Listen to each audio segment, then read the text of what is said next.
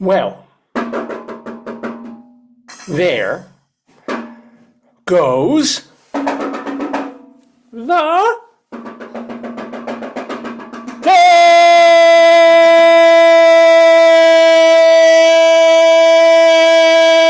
Daverhood. Good morning, everybody. Welcome on this Saturday, October 11th, 2025, to the 1003rd episode of the Dave's Gone By Facebookio Podcastio Programmio of the Stream. Conmigo, Dave Lefkowitz, y mi amigo, Potato, hi, and my darling and adorable and wonderful wife. Hello. Hello. So, yeah, we have done more than 1,000 of these previously, and we have a brand new one, and a really, really cool one today, because every once in a while we have more than one guest. It doesn't happen that often, but we have not one, and technically not even two, but like three special guests coming to us in the Daverhood on this Saturday morning. We're calling the episode Iggy Pops. You're gonna love this. I love this, because one of our guests is a longtime friend and acquaintance of mine, a press agent. Wow, the audience is going crazy on that one. I guess they know him. He was a publicist back when I started reviewing theater in the late 1980s. Wow, this is having an interesting morning. His name is Manuel, or I know him as Manny Igrejas, who worked for the David Rothenberg office and was a really cool dude. They were all very cool there. And were representing all these. Every once in a while they have Broadway show, but it was mostly off-Broadway. And Manny was just so great to work with and such a cool dude. He has had now this whole different life going on since those press agent days when he was best known for, when Blue Man Group was a little unknown downtown. Them, or did he discover them or market them? He was one of the first marketers. Did they hire him, or how did they get a relationship? That's a great question. They must have hired him. He was their rep. And did he hire him as their press agent, the person who does their publicity, who gets, opportunities. They want a photo of you from 2202. Yeah. Can I do that? I don't know what you just said. I don't know who's there. And then in now memory, it's October 11, 2024. I want you to add one now from today. Yeah, sure. But anyway, Manny, he did that for a bunch of years and then decided to go on to do something else. And that something else has mostly included writing. He's had plays published and produced, and he's got a book of short stories out. And that's the reason we're specifically having Manny on the show this week. He's going to talk about that and his life as a press agent, his life as a writer. I think he lives in New Jersey at this point, so his life couldn't be that wonderful, but still, it'll be great to have Manny Igrejas in the Daverhood talking to the one, the only, the Jewish Rabbi Sol Solomon. And if that weren't enough to recommend you're watching this program, my wife is showing me Mission Barbecue here. They're sending you messages on your Facebook. Well, we haven't been there in like 2 weeks. I think they know that. Yeah, they miss me. So that's one of our guests. Maybe do mommy. And then also in the Daverhood this week, this week really pulls me back. I guess autumn does that, to my formative adult years as a theater person and a theater critic and journalist. Because when I started reviewing theater in the late 80s and throughout the 90s especially, one of the places I would attend regularly 4 or 5 times a year was the Jean Cocteau Repertory Theater. They were a small, hard-scrabble theater company downtown in, about 4 blocks, I think, from the Public Theater. They were over in an area that is now, of course, everything's gentrified. But back then, it was this kind of hinky area in the Bowery. They had this little theater called the Bowery Lane Theater. And they were there doing classic plays. Everything from Shakespeare to Marivaux to Chekhov to Ibsen, Strindberg, occasionally Tennessee Williams. Really, classics, but also in repertory for real, in the sense that not only would they do one show while kind of doing another, depending on the day, but they had a rotating or a regular company of actors who would get to do all sorts of roles. So if you were in Jean Cocteau repertory, you might be playing the nurse in Romeo and Juliet, and then you were Marthy in Eugene O'Neill's or whatever. Good training for an actor. Agatha Christie, maybe. But yeah, so, and it's great training for an actor. And also audiences got to see some of their faves in roles sometimes that were not quite right for them, but it stretched them. And then roles they were perfect for. And then they have a big starring role in one show, and then we kind of have a minor thing in the next. But it was a company about who worked. They were actors who didn't just get one role off Broadway and then were on unemployment for 2 years in waitressing. They were not really well compensated by any stretch, but they knew for months on end they would be acting or helping out a theater company on stage. So it was very, very cool, and it lasted for 2 or 3 decades. There was some dissension, dissension in the ranks of people who'd been there a while and didn't like the direction that the theater was taking. So, but what does that mean? They didn't like the plays they were doing? Maybe didn't like the plays, didn't like the opening up the. I don't know. I wasn't in the company. I just saw them do shows. But there must have been some. Oh yeah. No, I think they had a changeover in management, and some of the longtime players did not like the new management and what was going on. I mean, we're talking. This is now 25 years ago. Oh. So some of the people from the original company ended up forming a brand new theater company called the Phoenix Theater Ensemble. Phoenix because they rose from the ashes of the Cocteau Rep, which didn't last much longer after they left. And so there they were. They rose from the ashes, and Phoenix now has, has been around for more than 2 decades. They produce off Broadway. They also produce up in like Westchester area, New York. As a matter of fact, the reason we're having them on today is that they're producing a theater festival in Nyack, New York, now through Thursday. This coming Thursday. It's the Phoenix Theater Festival with all different, it isn't just classics. There's a little bit of classics, a little bit of new work, some monologues, some music. It's a festival, right? And it's in its 4th year. So once COVID hit, they started this festival. And the 2 people in charge of it and in charge of the Phoenix Ensemble are folks that I used to see on stage, all the time at the original Cocteau Rep. It's Elise Stone, who is the artistic director of Phoenix, and then you have her husband, Craig Smith, and they've been married for like 40 years, I think, or so. And he is the managing director or the managing producer of the Phoenix Ensemble. So together, they're running this festival. They're also running this theater company, and they're still acting and directing and doing stuff. So it'll be Rabbi Sol Solomon's pleasure to interview also Elise Stone and Craig Smith of formerly Cocteau Rep, now of Phoenix Ensemble. So yeah, we got a double packaged guest potpourri. Potpourri? Cornucopia. Yeah, potpourri. Okay, potpourri. In or on this week's episode of the Dave's Gone By program. So you don't want to, if you love theater, you certainly don't want to miss today's show. If you love the rabbi, you got a double dose of him. You don't want to miss today's show. And if you know what we normally do, there's some other stuff that we're going to do, including our Colorado Limerick of the Damned, Greeley Times, and we will have Dave's Big Dictionary, in which I will be tossed a random word, and then it is up to me to think of stuff to talk about related to that word. So whatever comes into my head, without any real major preparation or anything, just extemporaneously trying to be funny and amusing and interesting on that word. So, Merriam-Webster Dictionary Word of the Day for today. Oh, wow. Uh-oh, yeah. That's a good one. Oh, good. What is it? So the word of the day. That's how I feel, but I feel more tired than this one. Ooh, good word. It's a good word. Right? It is. It's Today's. like a Tennessee Williams word. Yes, it certainly is. The word my wife is talking about, that Merriam-Webster chose for its word of the day. Potato wants to read it. Potato can't, or he can try.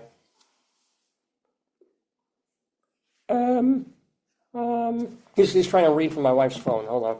No, that's your phone. Oh, my phone.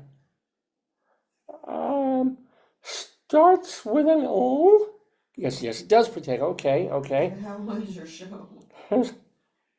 It's a problem because none of these words except A is in the word potato. Okay, then. So hey. Explain it to him. All right. So potato, the word is languid. What? Languid. Explain what it means, David. We talk the English language. No. It's different. Potato. Languid. He's a potato. Have him do the I Spy Fall. He can do that. Oh, if you give him a crayon, he can color. Well, he can pick out what things are related to fall. Oh, all right. Hold on.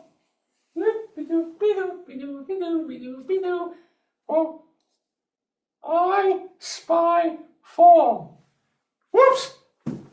He fell. Get it? Yeah. Anywho. So, what am I? Oh, languid. Will be make a sentence about language. Should I do? Yeah, talk about the word languid. Why didn't I think of that? Well, my wife did. So, languid is the word. I couldn't agree more. Yeah. Wow. So I'm going to have to talk extemporaneously. It's a great word. Where's what it means? Something described as languid shows or has very little energy, force, or activity. So languid. I think of somebody like reclining in a chair on a veranda drinking a mint julep. Yes. That's the language. Absolutely. Yeah.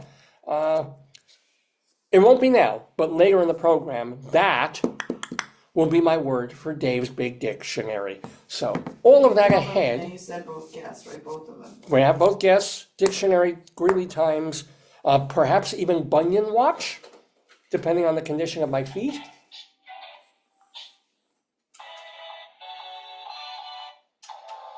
I've gotten so gray. Look at this. And it's darker in real life than it is on camera. But I look at them like, oh my God, I'm so old. This side, not so much.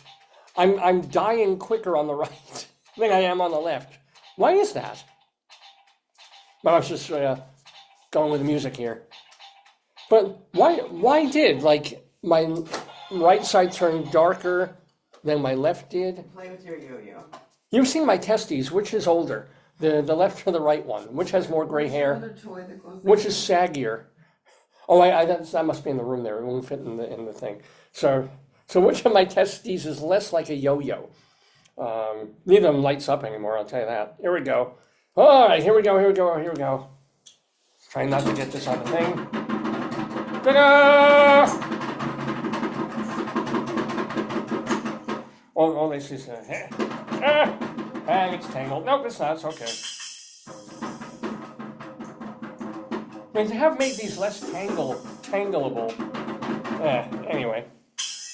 One of the many, many gifts that my wife got me for our 1000th episode a couple of weeks ago. These balloons. It's amazing. Well, and even look at these, honey. Yeah.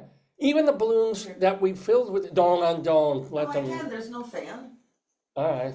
But even balloons that we filled with helium for our special show 3 weeks ago when we hit 1000 episodes, the helium ones still have a bit of heliumized air, and they're not on the floor yet. They're actually kind of just somewhat levitatable. She's bringing them over. Look at this. Well, the zero is a little bit heavier because it's a zero. Oh, well. You know, but these, look at that. Look at that. Oh, let me see. You have a phone. I want to see what it looks like. We asked, when we bought these, I asked, well, is it going to last 24 hours? Because I bought them the day before our big show. And they're like, yeah, for 24 hours you should be okay. They weren't even committal. It's over at, I think it was Michael's.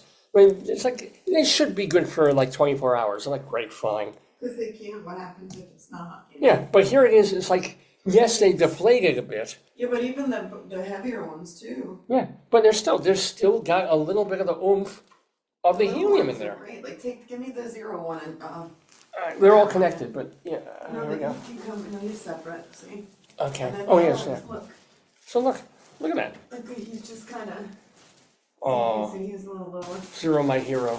You can put him on One of the things. Yeah. The more we mess with them, the more air will come out of them. But There, see? they've done over a really, look at this. This is pretty freaking awesome. Yeah. I don't think they're going to last until like my 1,100th show or anything, but they might make it another week almost. Yeah. Whee! I think they- I look like a Turkish pasha. I think they're pretty. I mean, Yeah. those three you're holding, Yeah. the balloons behind you, and there was like the streamer that took a little of the paint off. That was all like $12 at Well, yeah. Well, at Target, these balloons were like $12 behind me. These guys were a lot more at Michael's, and they do charge for helium. They charge like $3 a balloon to fill it up with air, but light air.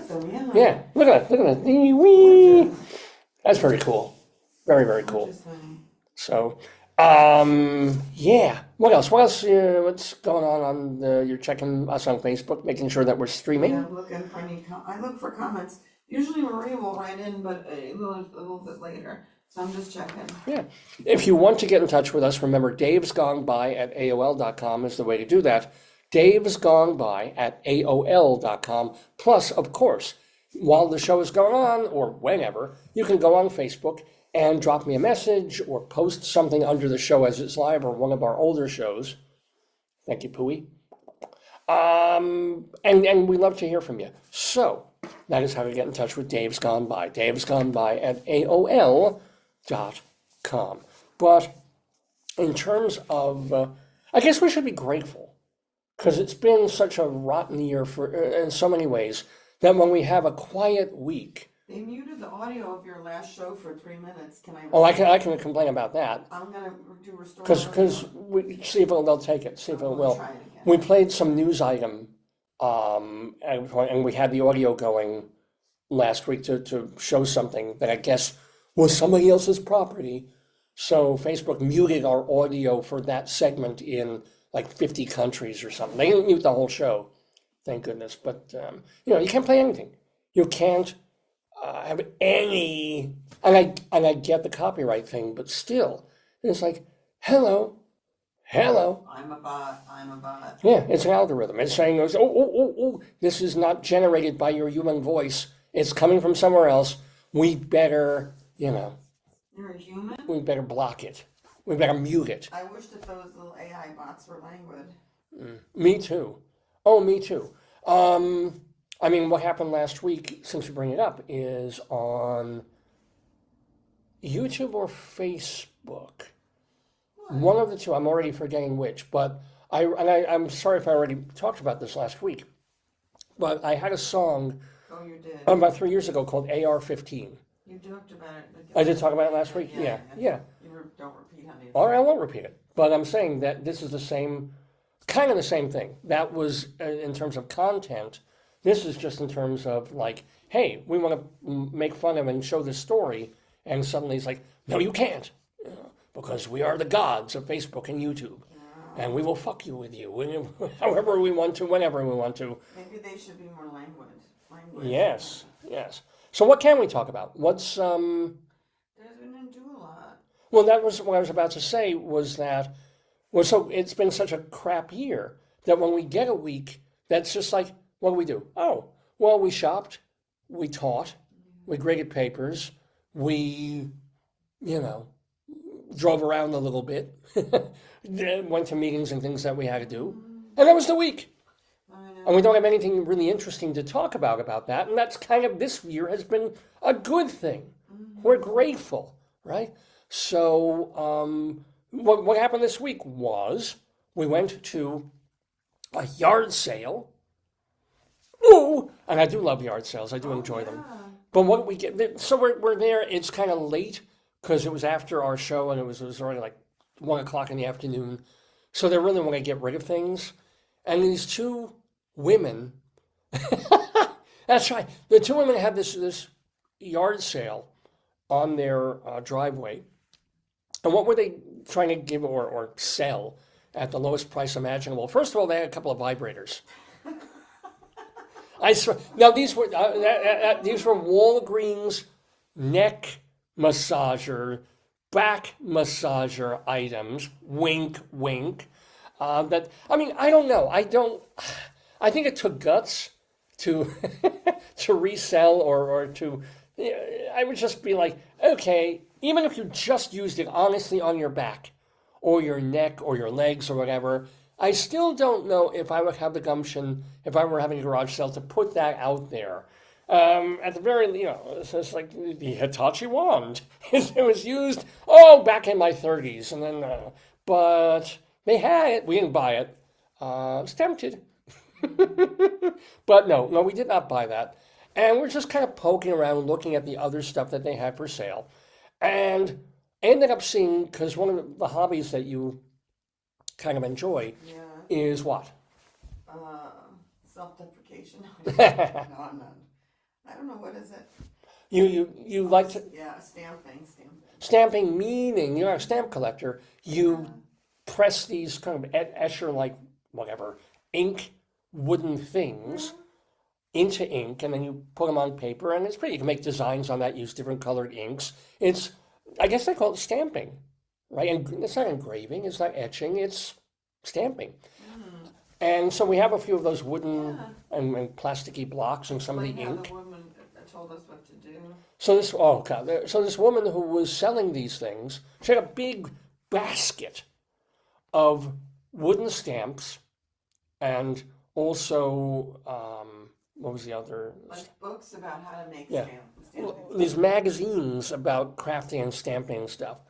And we're looking at it. My wife is saying, well, I have this one, and this one's a little, too holiday oriented. I don't care about it, but this is kind of cute. So there's this big basket of these stamps and the magazines, and she's like, $3. And as soon as we heard that, I said, you know what? That's more than you would pay if you were at Michael's getting one little stamp. Not even or less. I'm sorry, it's less. Yeah. A smidgen of a stamp. Yeah. So we're like, well, sure. And she gave me double-sided tape. I have a whole bunch of... Yeah. Oh, yeah. It came with a little thing of she's right, double-sided tape. And she told us like 5 times, here's this glass thing. Don't lose this. Because this is the thing that you attach this to. And when you print it, it helps you do this. And you peel off and use double-sided tape. Don't lose the glass cube. And I was like, okay. But sure, for $3, we just bought this giant basket of stamping things and magazines. I'm surprised they were trying to get rid of this other basket of stamp things. And I think we're going to give that either to us for $5 or the whole thing for $5. But I didn't want it. If I had some kind of arts and crafts, like if I was a camp counselor or I had some kind of arts and craft, or if I was like a scrapbooker, but like remember Mike, our friend Mike, his wife would have loved it. Sherry, that's like her jam. Oh yeah. She was like, she would always make creative arts. That would have been more her jam. But for me, I couldn't have used it all. Yeah, but we did get a thing that we will use, or my wife will use when she's scrapbooking or stamp booking or whatever you call it, and journaling. So so thank you. So it was a very nice, pleasant surprise to get like something really cheap, which I love, and that which we'll use and which will be fun. So we thank the stamp and vibrator ladies for their very fine and delightful yard sale. We also went to our monthly, not that we're churchgoers, but there's a local church that has, during most of the months of the year, a monthly thrift sale, where, there's just craftspeople and artists and creative people who will have their little booths. It's like going to a giant flea market, except there's only about 12 people there in this small little church room thing. And it's a lot of the same people sometimes, but what's nice is there's new people who come and go, and some people you see every month and some people you don't. And it's pleasant. We'll poke around more than we actually buy anything, but sometimes there'll be a keychain or a cute little tablecloth, a trivet or a runner. Mostly you get food. Well, that's what I go for. There's nothing, I'm not a crafts person. I don't need earrings, and I don't need crochet things, and I don't need or The want. lady who made the crochet doves wasn't there. I love their stuff. Oh, right, yeah. We almost bought the placemats from the lady, remember? Well, yeah, there's a woman who had Hanukkah placemats, and we were thinking maybe, and we're like, will you be here next month? Which is code for, we don't want to buy right now, but maybe. Yeah. So will we be here next month? And it's like, she's like, no. I was like, okay, but I'll be in there in December. No, she's going to be at the other one, the one in their middle school. Oh, good. I won't say where, but it's a Yeah, big one. right, yeah. That's But where the lady got us addicted. We never bought them, but there's a local chocolatier that's not open on Sunday. We should go there today. we could. And they make their own chocolates, and we got there at the end, and it's a high school, so they have some vendors in like a tight hallway. So we were just there. I was trying to buy a pouch, like a little pencil case or some kind of coin case. And then they were next to that lady, and the lady's like, try one, and you were like, oh, it's so delicious. I love it. I love it. I love it. And she kept throwing chocolates at us, and we had like about 6 chocolates because I guess it was toward the end, right? Yeah, and she appreciated that I was making noises. Yeah, and yeah. other people came over, and she said, so we know where it is, but it's not open. And I feel bad that we've never gone to their store to buy chocolate because it's I'll go real there good. today. I think Yeah. I know. I'm gonna go It's on the way. today. We know where it is. Yeah, but we're not going there today for Oh. that. But that's the different one. That's the one that they have once a year at a local school. This one is in the local church, and they do it several times a year. It's a small thing. Well, we may not make it. They're only open till 2. We'll make it. We'll make it. Even if I end this show late at like 12:45, which I won't. Okay. Oh, yummy. But Oh wow! I'm gonna read see what they have. Let's see. but what was I going to say? Menu. Yeah, what do they have? What do they have? Ooey gooey bakery treats. You have me with ooey. Breakfast pastry, sweet croissant, cinnamon roll, sticky buns, monkey bread. I have sticky buns when I don't wipe Danish, properly. Yeah. Turnover, lady locks, which are I don't know. What the hell is that? Like a tiny croissant. I prefer regular Nova Locks, but yeah, all right. Muffins, scones. You love scones, yeah. They have croissant muffins. That's the one you like, croissant muffin. They have this thing, which is a berries and cream croissant muffin. I wouldn't say no. Then they have lunch special. They have quiche, but it usually has meat. Oh, they have food? Mm-hmm. Oh, how interesting. They have quiche, chicken, salad. Really? Buffalo chicken dip. I don't know what that is. Yeah. Soup of the day. Mm-hmm. And then they have like cookies. Yeah. Whoopie pies, which are cookies. They have whoopie pie. I like whoopie Cookies pie. with fluff in it. Yes. They have macaroons. Mm. Macaron brownie. Brownies? Blondie, Blondies. Lemon bars, and they don't have coconuts. You might like it. Raspberry bars, cake pops, cream puffs, Ooh. cheesecakes, Yes. pies, Yes. fruit pie, custom pie, cupcakes, and they have drinks like coffee, tea, etc. Yeah. All right, we may go to this I thing. mean, if you want to go, I feel so bad because it was like 2 years ago we went, and they gave us free chocolate, and I never went back to buy chocolate. But in terms of but speaking of my never-ending stomach, when we went to the thrift fair, the church thrift fair last week, what I was really essentially looking forward to was the month before.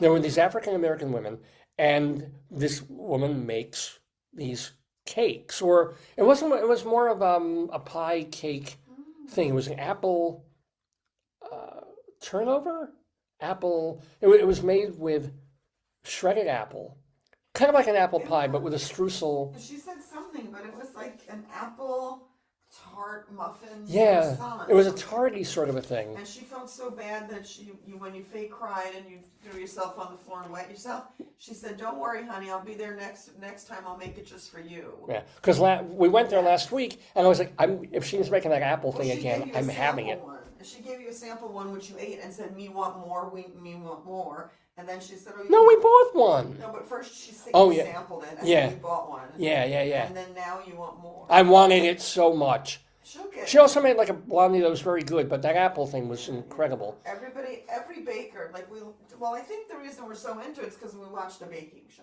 That's true. And if I really wanted to be completely honest, her apple thing was a little on the sweet side. It's a little sweet, but it was still so good. And I was so disappointed when we went last weekend because they were there, right? There was like, apple me, give me the apple thing. And she's like, no, what was her reason? They hadn't sold out. They just didn't make it or something. I hate to say it, but What? I think that church rents out their kitchen because it's a cooking kitchen. Oh. Somebody was in there making croissants and other stuff. So there's somebody, I think, baking for another event. Oh. I think they rent out that kitchen as like a... So you can't I make wept. At home. If you sell... I know my friends, they eventually went to Salem and had a cupcake shop, you know? Oh, yeah. And so they were saying, like, when they lived in New York, they were like, you have to pay for commercial kitchen. Like, you can't bake and sell. So I think they use that kitchen as commercial. So, yes, I did weep copiously, pounded on the floor, and said, how dare you? And then there was another couple of people there selling food, and it was very nice. They had a couple of big chocolate chip cookies, and what was the other thing like a bundt cake. Sort of a vanilla-y, cinnamon-y bundt cake. That was small bundt cake, very, very nice, very tasty, perfectly good. A little pricey at $7, but you know, it satisfied almost my craving to have that apple cake again. So, you know, but again, that was our week. You know, we did that last Saturday or Sunday, checking out the thrift store, I mean, yeah, I'm trying to be funny about it, but this is what we do. There's no story there. Yeah, I got to put something in my stomach, and we got a basket full of Stampers. Woohoo! Oh, we went for a buffet there. That was delicious. Yes! I never had that roasted eggplant ever. And I was telling my nutritionist, and she never had it. And it was like a tiny eggplant that was like seared. It was so good. I've never had that. And you said the goat and the fish, right? Yeah, we went to our favorite Indian place. I like a bunch of them, but this one's probably our go-to. One is more fish-based, one is more meat-based. Yeah. Yeah, so one is where the lesbians go, and the ones where the rest of us go. But this one that we go to most often has a buffet on every day of the week. So we were looking at each other. It's like, do we want Indian? Do we not want? I always want Indian, but do we want Indian? Do we want? And we're like, yeah, let's do it. So we go, and we were worried it would be incredibly crowded, and it wasn't, which was, you know, was very happy about that too. You couldn't see because you were facing the buffet. It got crowded. Not when we first came in. No, but then there were like families, and so. But the good thing is they sit people around the perimeter. Like next time, I didn't realize there are 2-seaters near the window. I want to go there. Sure. I didn't realize there were 2-seaters there, but near the front window would be nice. Yeah, because you go to a place, you do it once, and it's that you go to your place. We don't think, hey, there's more window spots over there. So next time we will. And we had an Indian buffet, and it was yummy, absolutely delicious, and surprising in a couple of ways. Because we've done this at least half a dozen times. Yeah. And this particular time, I was going to... We never went on the weekend, though. Well, because we avoided it. We've gone on the weekday. Yeah. And I went with my colleagues who enjoyed it. They're very adventurous, and they really liked it. But when we went, they had the goat, but they didn't have the fish. So they had different... Oh, they had a fish. No, when I went with my colleagues. Yeah. But when we went on the weekend, it seems they both. snazzed it up. Yeah. I think they add more for the weekend. Yeah, that mango... I like the mango... pudding. Oh, they had... That was yeah. good, yeah. But what surprised me when we went this past time is the one thing I'm always jonesing for when we go to the Indian place is the naan. You have unlimited naan bread. Yeah. And it's just like, boom, a big, open the thing, naan. And they want you to eat the naan because you're filling up on stuff that's the cheapest for them to make among. And me, I love it. Except this particular time, like it's the bottom of the pan of the container where everybody takes their buffet. Yeah. And it was already it'd been sitting there, and it was kind of chewy and stalish. I'm like, I came for the naan. And I kept waiting. We were there for about half hour or so. And as I'm piling food on and eating all the other things at the buffet, I'm like, they haven't restocked the naan yet. I just want a good piece of naan. We can wait for the naan. We did. But it wasn't until so we're eating. I'm very pleasantly surprised by the goat. They had a goat dish. One of the chili fish. That was good too. And something like a butter or some kind of chicken you said was really good. No, everything was really good. They had a good tandoori chicken. They had the chicken tikka masala. But normally I avoid goat only because it's such a pain in the ass. You get this bone thing, and either there's little tiny bones in it that you can barely get any meat off, or it's just there's a big kind of hunk of bony thing and you're trying to get some meat so that you finally enjoy the goat.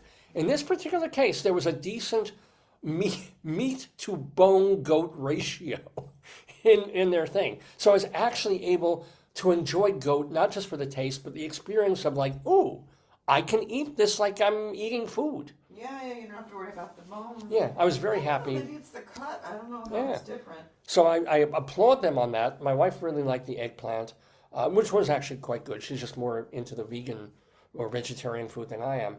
And what else did I? And they had a chili fish, which was really good. It was just really, really good all down the line. Yeah. And then I'm like, are you full? I'm full. I'm so full. You know, because at a buffet, I'm, you know, a scavenger hunt. I'm a vacuum. I got to try everything. I try not to eat too much of anything, but I will try everything, no matter how full I am. So by the end of it, I'm like,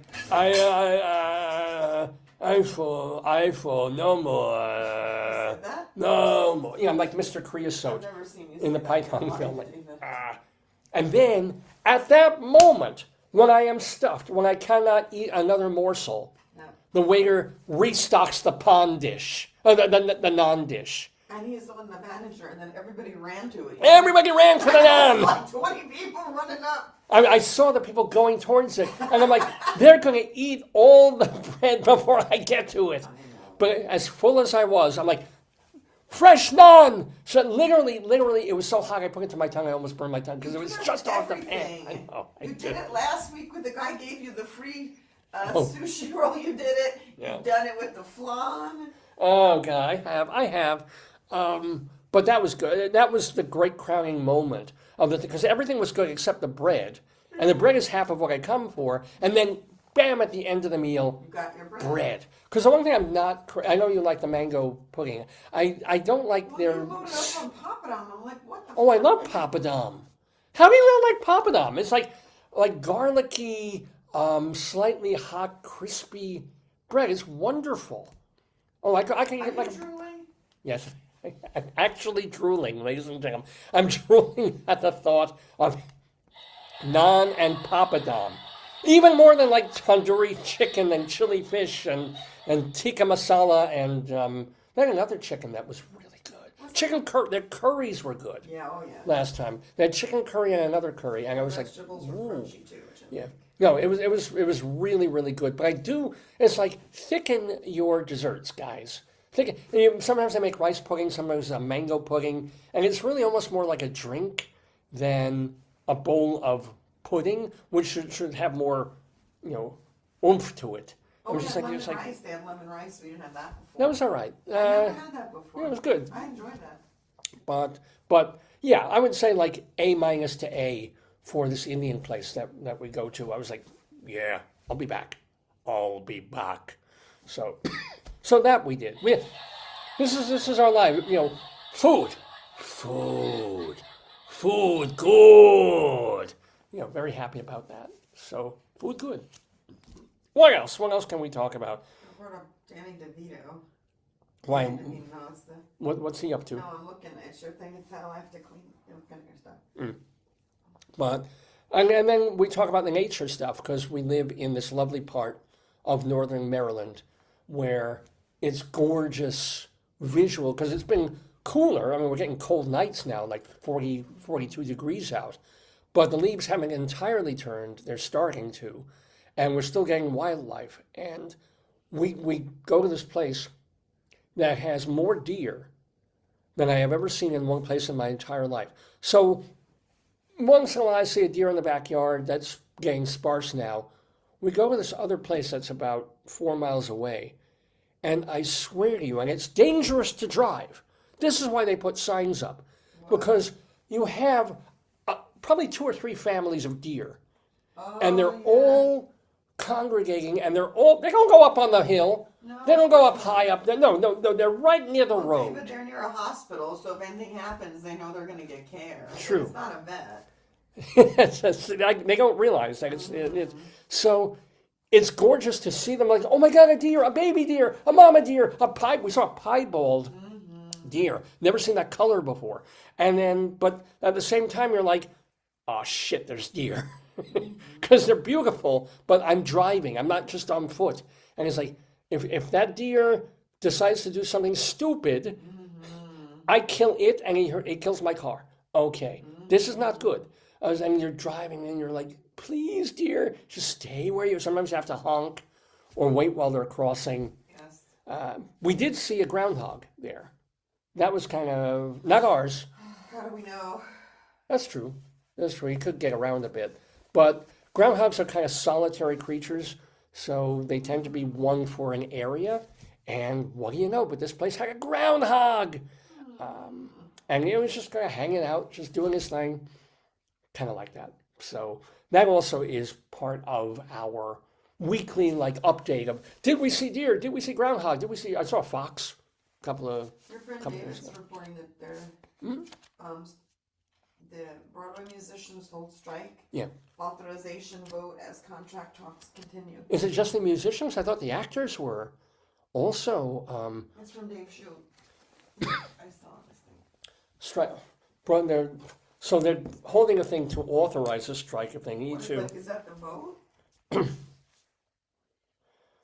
Possible strike with Actors Equity. So the union representing Broadway musicians has called for a vote. This doesn't mean that they might vote. They'll vote yes. Local AGO 2 has been in negotiations with the Broadway League, which represents the theaters, and theater owners, producers and owners. That the league continues to demand unacceptable wages as well as reduced benefits and jobs and yada yada. But healthcare has also been the sticking point for Actors Equity, which is about actors and stage managers, and they've been negotiating with the league. Their board has already voted to authorize a strike, so the musicians and the they're the first ones out. That's why they're the first ones out. What are they all? You mean live musicians who play in the orchestra pit? Is that what they're? Yeah. Oh. Yeah, I mean, it's every couple of years they go through this. Sometimes there's an actual strike. Is it so they can get more money for their? Well, healthcare Do money. they get paid well? Yes, I mean, I think if you go on Broadway anyway. But is it a year contract or is it like you consult Week to for week. a show? Like Yeah. you pay for show. So that's pretty sketchy. Of course. What do they do when they're not playing on the? I mean, I think the minimum, if you are on Broadway, you're not a star or anything. I think the minimum is something like $1,600 or $1,800 a week, which is not. Well, yeah, I mean that's a pretty good paycheck, but you ain't getting rich. And as soon as the show closes, you're unemployed, or you get 2 weeks or whatever, something like that. Is it always the same musicians who go show to show? Great question. I think I think they probably the ones who are in it and get hired over and over again, Yeah. as opposed to actors who aren't necessarily so lucky, Yeah. The strike authorization voting process ends October 12th, with the results announced thereafter. It just means that they will authorize their union to strike if they can't come to an agreement with the producers. Yeah. Oh, you want to do Greeley Times? Yeah, we can do that. Yeah. So, ladies and gentlemen, one of the I can't take the loud bell. I'm doing the lower bell. Yeah, so that's a big bell. Oh. Now listen to this. Hello. This one. That's sort of the red phone. That's the president's phone when Russia calls. This is more like, it's Lithuania calling. That's the tinkle phone. Oh, speaking of which, no. You're watching Dave's Gone By. I'm Dave Lefkowitz. That's my wonderful and adorable wife who is helping me. You could do your. What? You want to do little. Why don't you practice your cornhole with the little cornhole? We could do that. You take these two little ones. You can All right. practice. So before we get to Greeley I Times, think you should practice a little bit because you're struggling with the other ones. So here's the little ones. If you practice at your desk, maybe you should keep that on your desk and practice. And then by the time you're practicing, what? Oh, you dropped one? No. no, Kick it here. schmutz on here. That's okay. This You is get it later. Don't watch it. Not when your show's on, honey. You get it okay. later. Here we go. You don't have to focus. It's your show live. I know, but I'm looking down and there's lint or something. It's a piece of string. Yeah. All right, here we go. It must be from my tampon. All right, now here's a cornhole board. Yes. Here are the cornhole Bean bags. So what I'm going to try and do, because I want to make, I'm I'm going to lower this down here. Hold it. Oh, can I see it? Yeah, if I go like where's this. Your phone? I want to see it on your phone. Okay. So what I'm going to try and do. I want to see if you're going to win. Presto changeo. If I can see it, give me a second. I can move it closer to. If I can see here. it, then I can also do the Oh wait, hold on. So very cool. Wait. Oh no. We got it. No, I'm trying to get your show live. Okay. Actually, this isn't really very far away. I better move it a little bit closer too. So the idea is to drop or to land the beanbag into the cornhole, if you will, and you will. So let's try one. You ready? Wait, but it's What? Oh, I think it's delayed. Is that showing you? There it is. It's so delayed. Look where it is. Yeah, that's exactly what it's showing. It's showing right. I mean, it's probably 15 seconds delay. Here we go. No, but at least I was in the zone. No. Maybe I'll do underhand. No. Oh God, that was horrible. Do like this. I shanked it. That went all the. Why don't you put both boards there so you have a chance of getting either one? That's a good point. One in front Yeah, of the other. this could go on forever, One in ladies and front of gentlemen. the other, you know? Put one board in front of the other. All right, here we go. Let's try it. No. No. Oh, close. I'm literally coming up completely goose egg on this. Oh! Hop, skip, and a jump. All right, one more, and then we'll get to Greeley times, my friends. I hate this game. I love this game. I hate this game. All right. Wait, I'll try. Like, do you want to try? Do you want to off camera? Put your little bean bags in there, yeah. All right. Okay. And then we save it. Yeah. I think you need to read the history of cornhole and see. Let's see if there's any. Maybe they called it beanbag or potato bag back in the. Brief history, page 6. Yeah. What do they say? I can't find page 6. Oh, go to the New York Post. It's known as bag toss, bean toss, tailgate toss, doghouse, even just plain bags. Bags. Okay. It was invented in Germany by German immigrants in the U.S. Really? And others say it was invented by a Kentucky farmer, but we may never know. Oh. What we know is it's popular in the Midwest. I think the Germans did invent it as another way to torture Jews. It's like they will play and they will never get it in the hole, and it will enrage them. We couldn't gas them all, but we can gaslight them. Thank you very much. Oh, well. And we will try maybe later, my wife and I, we did get a bigger cornhole set. But let's get to Greeley Times. Greeley Times has to do with phone calls that come into the Greeley and Weld County Police Department of people complaining about things in their neighborhood. Colorado, oh my goodness, what a wonderful city, oh yeah. Yeah, and by the way, I always repeat, that is not me. I promise you, that is not me singing. That is the guy who sings about cities. Greeley, Colorado, ladies and gentlemen, our first phone call comes from a caller on 17th Street. Said, a neighbor threw something over the fence and the caller's dog got sick.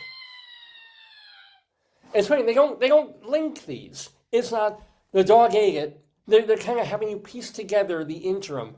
Somebody threw something over the fence, caller's dog got sick. It'd be great if there were no relation to that at all. No, and we don't even know if it's the same fence where the dog was. Yeah, exactly. This is what they have. This is from the Greeley Tribune, by the way. These are real. They're actual phone calls that are then gathered and printed in the Greeley Tribune. All right, we have another phone call. Here we go. Yo-yo phone. A caller on 16th Street reported a, quote, heavy-set woman leaning on his car who refused to move when asked. It's like, I guess she's so big he couldn't literally push her off. Like a heavy-set woman leaning on the car. Actually, the simple solution would be if she's leaning on the back of the car, bumper. Get it? Thank you ever so much.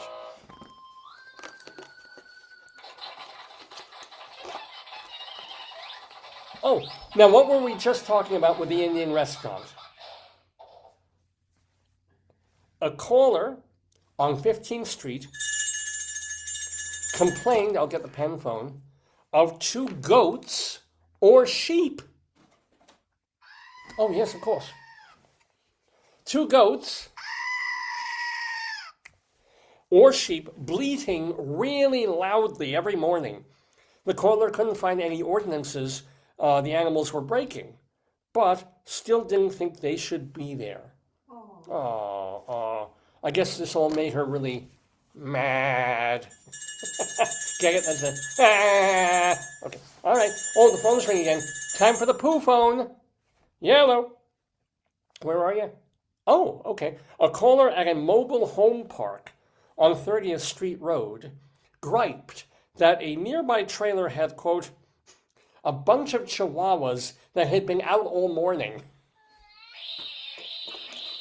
I'm telling you, that neighborhood is going to the dogs, let me tell you. Actually, if you have trouble with your neighbors in a mobile home community, can't you just sort of drive three houses away? No, they're permanent. Are they really? Oh, they're like trailers that you let set there and they live in. Well, what's the point of a mobile home then? It's not really mobile. It's a home you could put on a truck to move, but it's not like you have to attach it to something. Well, for your waste and your utility, no. I don't know.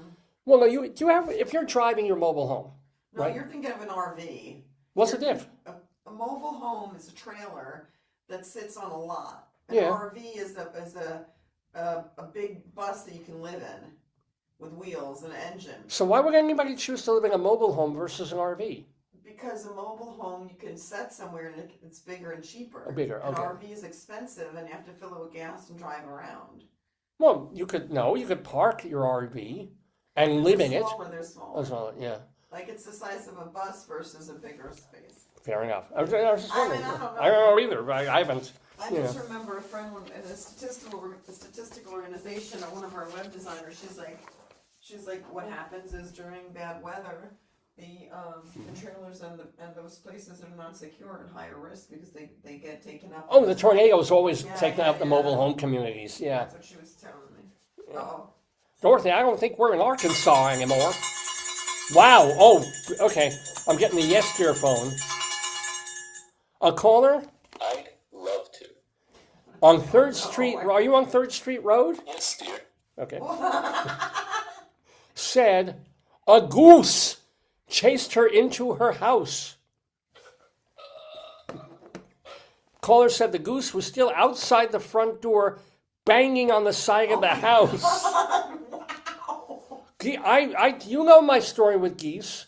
You know when at Grant Park. Yeah, but it didn't come to your house and break down your door. No, that it didn't do. That's like a big goose, right? But it came after me. I was a little kid. No, I wasn't. No. The tragedy was I wasn't a little kid. I was 17 years old. It was my first year. I'm telling you. I went first year in college, first semester in college, and I had a still photography course. Oh, they don't even filmmaking. They don't even make students take still photography anymore. They don't bother. It's like no, but before they gave us movie cameras, they wanted us to understand perspective and framing and visualizing things. I get it. Yeah. So they're like, go out and take pictures. So I went to our local park. It was like 2 blocks away from where I lived, and I've got my camera out, and I've got my dad's Air Force duffel bag with me. Good. With like a tripod, which I can use, and whatever else. And, equipment. Right. And did you have to buy the camera, or did it come with school? No, I had to buy it. Okay. I had to buy it. It was, everybody had a camera back then. We all had cameras. So, but we had to have one with a... Goose attractant. Yes, exactly. But no, with a lens. It couldn't be, because the whole point was also what you focus on, what you don't focus on. You so needed it had to be telephoto. special, Yeah. It didn't have to be terribly expensive, but it needed to be adjustable for f-stops and all that crap that I don't even remember. Sure. Sounds But I'm there. And I'm like, ooh, let me take pictures of these two big, beautiful geese. And then they started coming after me. Because they didn't have a release form for them to sign. I didn't get their permission. And if I tell you, they started pecking at my pants. I started running away from them. Meanwhile, they are nipping at my father's Air Force bag and just pecking at the handle and go. How are they doing it while you're all running? Well, no, that when I kind of ducked away from them, Yeah. and I came back after like a minute. Oh, you left the bag? Of course, I left the My bag. God. I was like, "Get away from me!" Ah! It was like me with bees. I'm like, let my dad's bag take the hit, not me. So, true story, true thing. Ultimately, I like snuck in, just grabbed the bag and started getting the hell out of there. But ducks and geese, man, they can be aggressive, and they don't have teeth. I know that, but they got these yappy little bill things. They can do some hurty, kind of bruisey damage. Don't laugh at me for this. Don't laugh. If you've never been in a situation where a large, I'm not talking about these little dogs, like these large geese come at you. You don't know. You honestly don't know. It was scary. And remember, I'm not 6'7". I'm 5'2", and I guess it was 5'3" back then. But I wasn't that much taller than they were, and they could peck various places. I was going crazy now. They could peck me in various areas that would not make a person happy. Well, some people make it happy, but. So that was my goose story. So I get it. Like these aggressive geese chasing her and they're going bam, bam, bam, like the zombies in Night of the Living Dead.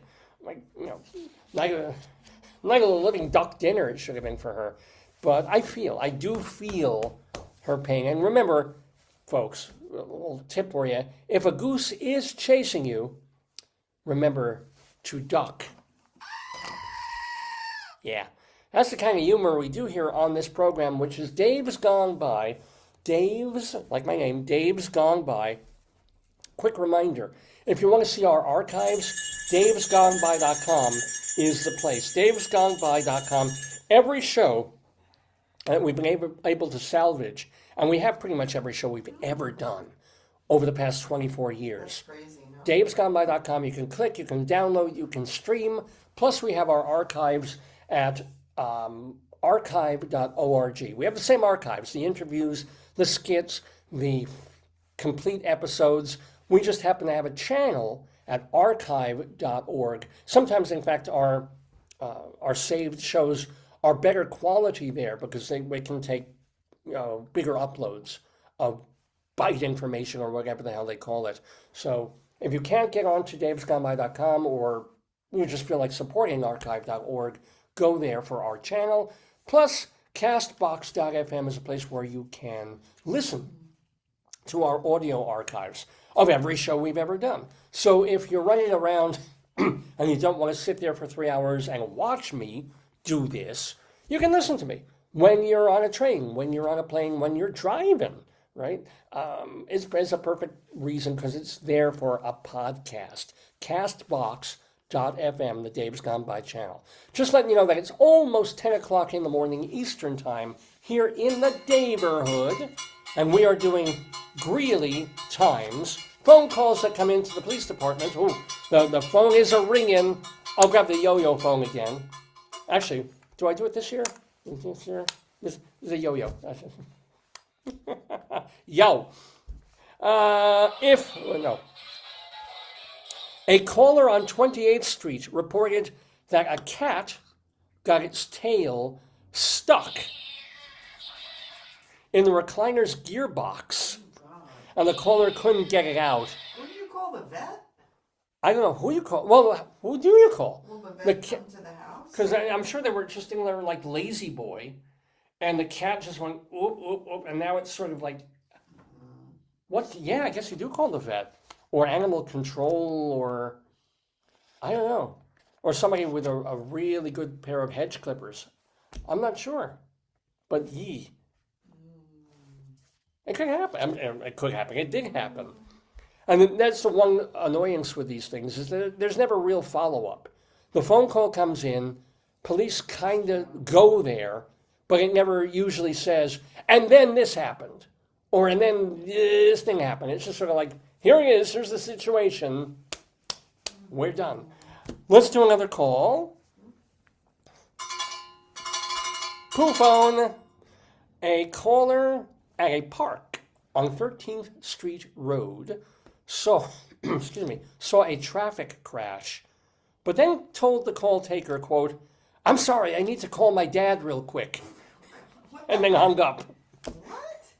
It's like, they see this crash, Yeah. and then I'm sure the operator's like, "Where are you? And who is it?" Call And my dad real quick? yeah, it's like, "Oh, you know what? I gotta call my dad. Sorry, gotta go," and presumably didn't call back with any more details or information. I'm hoping they gave the cross streets or something. Me too. But maybe not. We do have a longer Greeley story. So this is not an elsewhere. This is an actual. Sorry, gotta get some water into me. This is a Greeley story, but a bit longer than usual. And old times. A former University of Northern Colorado women's golf coach was found guilty last month of inappropriately touching a female student during a lesson in 2023. Now, I don't know why a women's golf coach would be a guy, but a Weld County jury convicted Benjamin Porty, age 47, of unlawful sexual contact. It's a Class 1 misdemeanor carrying a $1,000 fine and up to 18 months in jail. Isn't that sort of odd? Like, it's such a low fine, and yet potentially like a year and a half in prison? I never understand how they do that. There should be much more parity in like $10,000 fine or something like that, and or 18 months in jail. He will be sentenced in December. Now, Benjamin Porty was the UNC women's golf coach from 2017 until he resigned in 2021. So remember, this incident happened in 2023. It was at the University of Colorado, not Northern. So the victim, who had been a female golfer at CU, at University of Colorado, said Porty placed himself behind her during a lesson and pressed his body into her, which is, by the way, what you kind of sometimes have to do, and, quote, touched her vagina multiple times. You know, I've heard of a hole in one, but this is one in a hole. What a wonderful idea. So, Deputy District Attorney Erin Burney said, quote, "Enough is enough. We don't tolerate that type of behavior in Weld County. We'll continue holding people accountable for unlawful sexual conduct," unquote. She did also note that no shafts or balls were harmed in the committing of this offense. But you know. Anyway, kind of cool that he waited until he was at UC instead of UNC to do the touching of things. A touching story there from Greeley, Colorado. Oh, I think it's time for an elsewhere. I think it's time to go outside of Northern Colorado. I'm going to get the coaster phone. Here it is. So this story, which isn't from Colorado at all, is from San Bruno, California, as reported by the French international news agency AFP. Okay. Here we go. I have seen the future, and it's murder. Police thought they had their man when they watched a taxi make an illegal U-turn right in front of them. Officers in San Bruno, California, pulled over the vehicle last Friday night, this is a week ago, and quickly realized what? Empty. It was a Waymo, a driverless car. Oh. So despite the flagrant breaking of law... So what do? You just take the car and take its oil or take its electricity? It's brilliant. You just, yeah. It's like, Decharge yourself I now. mean, what do you do? Yeah. Well, nothing. It was a Waymo driverless car. They had to let it go. The cops wrote then on social media, since there was no human driver, we couldn't issue a ticket. Our citation books don't have a box for robot, unquote. We don't have a box for robot yet. Oh. That said, the police did contact Waymo about the glitch, and the company replied that they're looking into it because Waymos are supposed to follow all the laws. But it's going to be at some point. Was Waymo evading the police, you think? I don't know. What, but what does happen if there's a speeding accident or a traffic? I mean, and you have a driverless car. If that car goes fast and hits somebody and it's a Waymo car, does it stop and exchange like information? What does it know what to do in those kinds of situations? What if some idiot, the car isn't breaking any laws, but some idiot jumps in front of it, which happens, or is crossing illegally? Or a bicyclist or something, yeah. What do you do? How do you even? I'm assuming maybe they'll build in cameras. They probably have cameras. Yeah. I'm sure they have. And then, so no matter what Every it does. Uber has a camera, so I wouldn't know that kind of car. Yeah. But anyway, You know. there are only, at the moment, a few of these kinds of cars in America, but pretty soon there'll be Waymo. Let's do one or two more Greeley calls, and then we'll get on to more stuff. We got so many interviews today. We've got Manuel Igrejas coming. We also have Elise Stone and Craig Smith of the Phoenix Ensemble. Oh, phone call. Let's do the trombone phone. Ladies and gentlemen, a caller at a park on 13th Street Road saw a traffic crash, but then, I'm sorry. I just did that one already. A caller at a park on 13th Street Road said a large truck was parked in the middle of the park near the gazebo. The caller said the truck's owner screams at people who try to use the park and ask him to move. Oh, wow. Maybe it's his park. Could be. I know if I had a truck and I wanted to park anywhere in a park, I wouldn't do the parking lot. I would be right near the gazebo, just because. I love gazebos. Yeah, you do, actually, you do. Anywho, let's do another.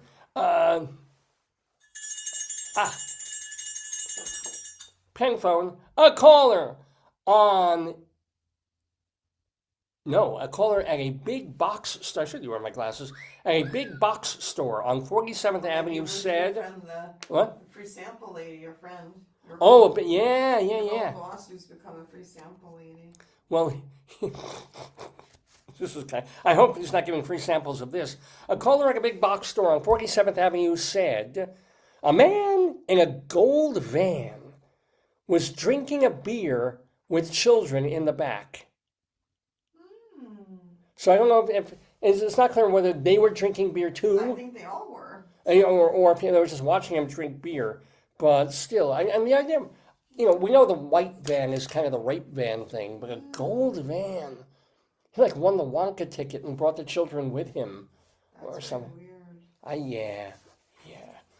One more. A caller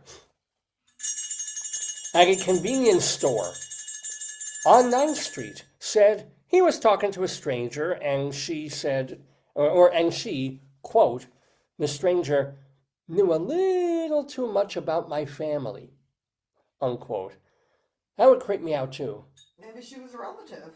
Or a relative or a neighbor or something. But how, you meet someone you never met before and suddenly, how are your kids? I'm like, okay. Isn't one of them in kids? Like, well, maybe they're, maybe don't you make $74,000 a year? Private detective, maybe. Don't you shave your testicles every couple of weeks? I mean, no, I don't have a window or whatever. I see the shadow on the wall behind the window of the thing, and things have a little growth removed on your wrist. I don't know you from Adam, but I'm just guessing. Isn't your children's favorite cereal Cocoa? It's like, stop. What? Anywho, I hope you know a lot more about me and my darling and adorable wife from doing this program, Dave's Gone By, as well as our beloved segment, Greeley Times. Mr. Horace Greeley was no fool. Oh, he was not. I'm sure that you agree with me that Greeley was no fool. What he is getting at is that Mr. Greeley was no fool. Yippee-yi, yippee-yi, yippee-yi, yi-yi, yippee, yippee, yippee.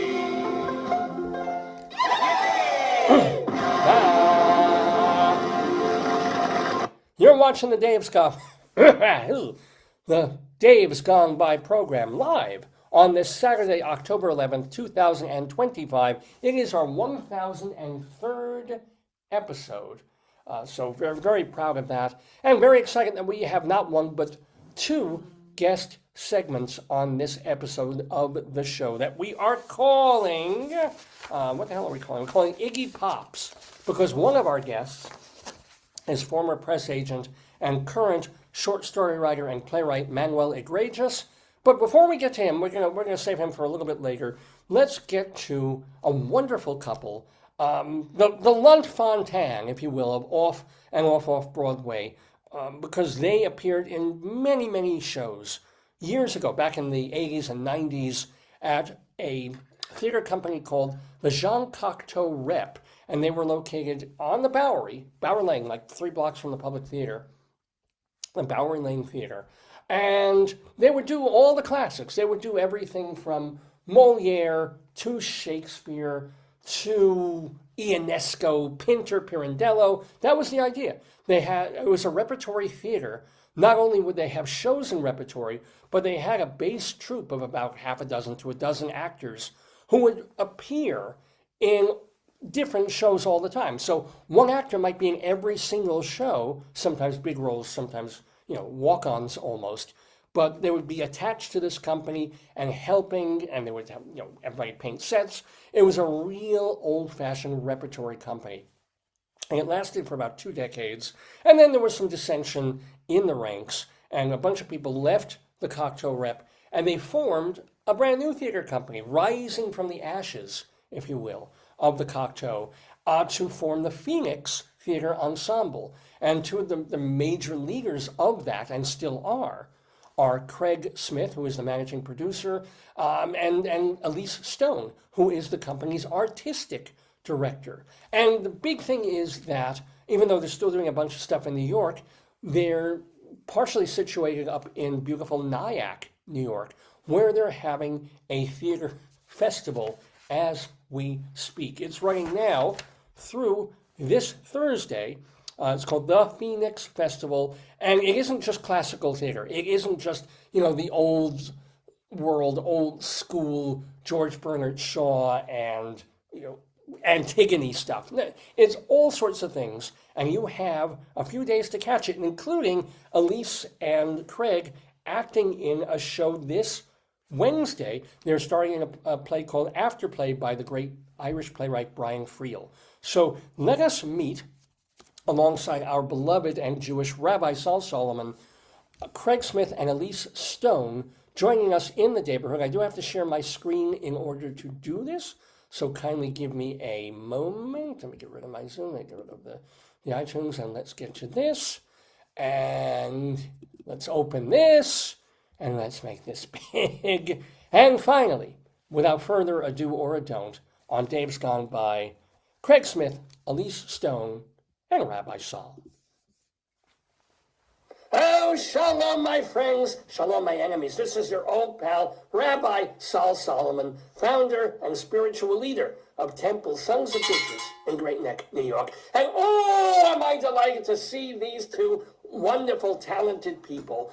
Dave, who is the host and producer of this program, he used to see them so many times for years downtown at the Bowery Lane Theater. I don't know why they spelled it like that. But it was on the Bowery, but it was the Bowery Lane Theater that they called the Cocteau Rep. And they used to do all these different classic shows with sort of a rotating repertory of people. They are still here. They're still themselves. They haven't repertoried into somebody else. But they now own and operate a theater company called the Phoenix Ensemble. We're going to hear all about that, and a festival that they're in the middle of right this second up in Nyack, New York. So won't you please welcome to the Daverhood, Elise Stone. She's the one on my left at the moment. And then her husband, Craig Smith. Shalom to you both. Thank you.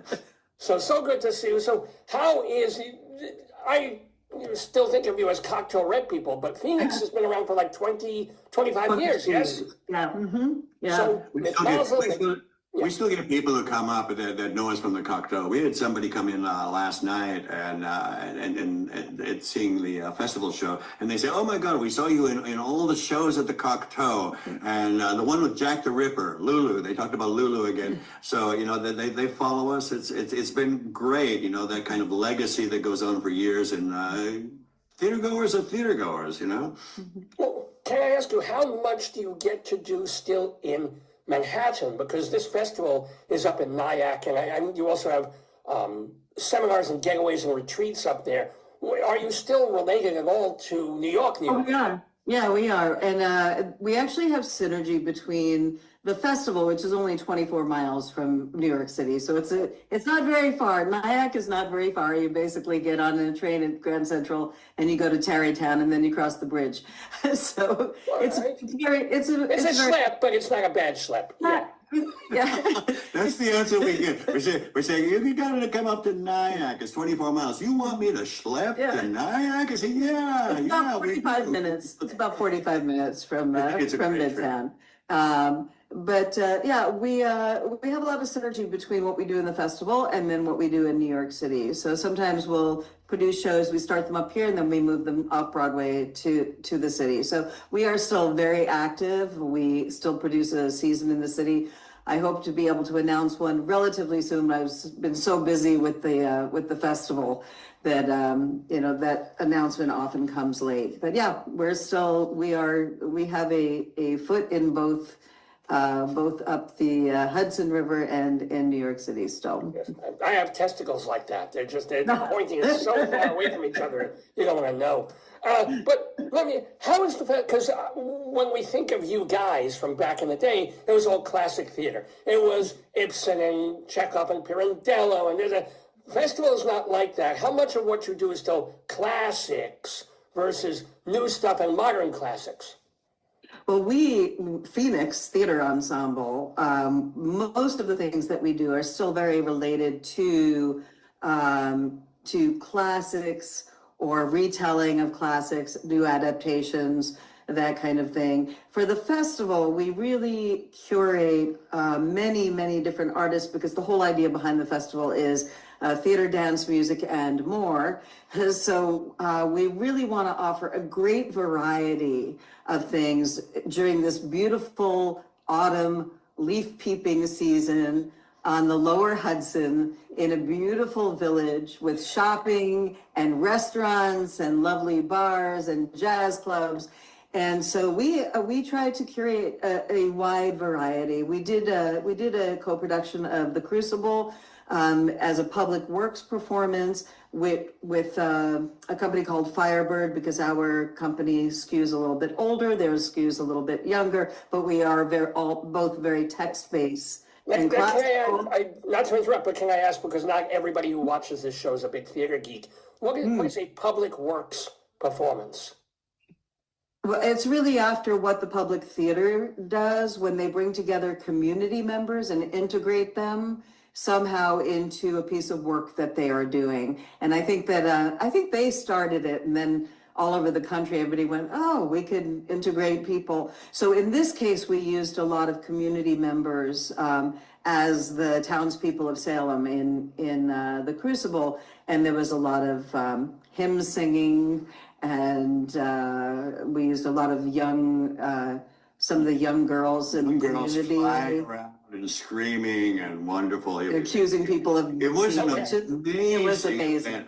Sold out, and it's just like, it was really incredible. And it has such a political message that is so important for us right now, to hear that, and the audience picked up on that right away. They knew what we were talking about. Nyack is a bastion of liberalness in the lower Hudson Valley. So they have embraced us, embraced our politics as well. Yeah. So we did something classical like that, but we also we curate a lot of wonderful theater companies from the city who folks might not necessarily be going to see, you know, and so, for instance, we have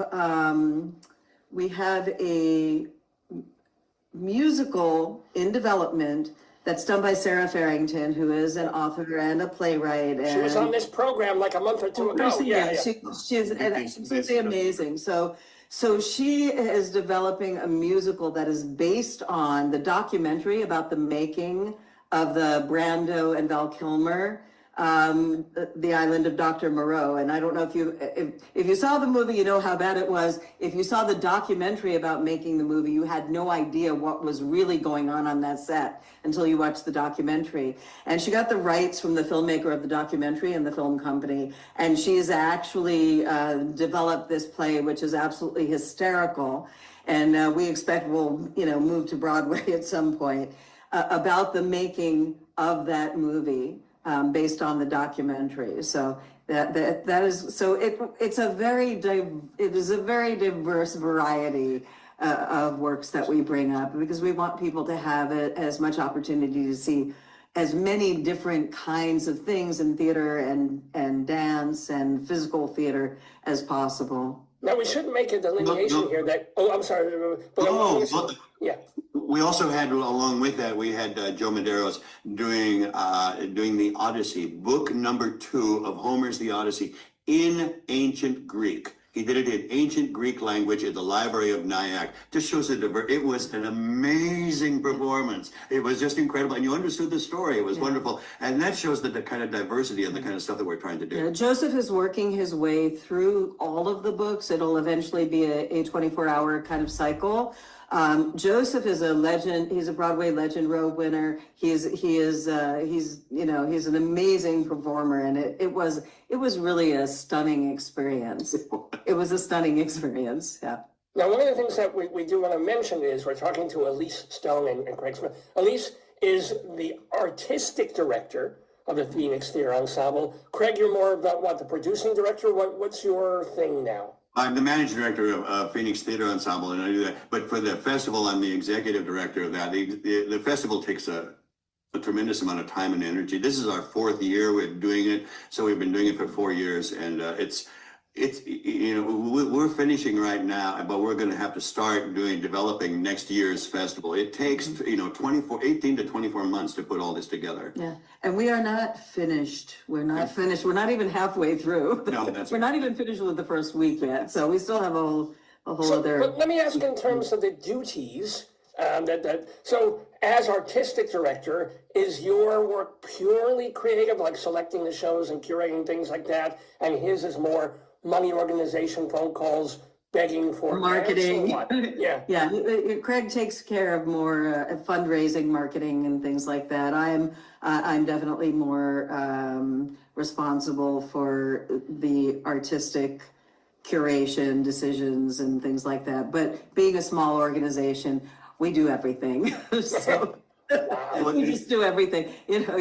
Nonprofit arts organizations, everybody wears whatever hat is needed at any given time. So I use the phrase, these are astonishing times that we're going through right now. It's just the political situation and the social situation, but also the demise of the National Endowment for the Arts, basically the demise of the National Endowment of the Humanities, and the uncertainty of the stock market has also, impacted foundations and corporations and individual giving as well. So things are tough. Things were tough before, but now they're really tough. So we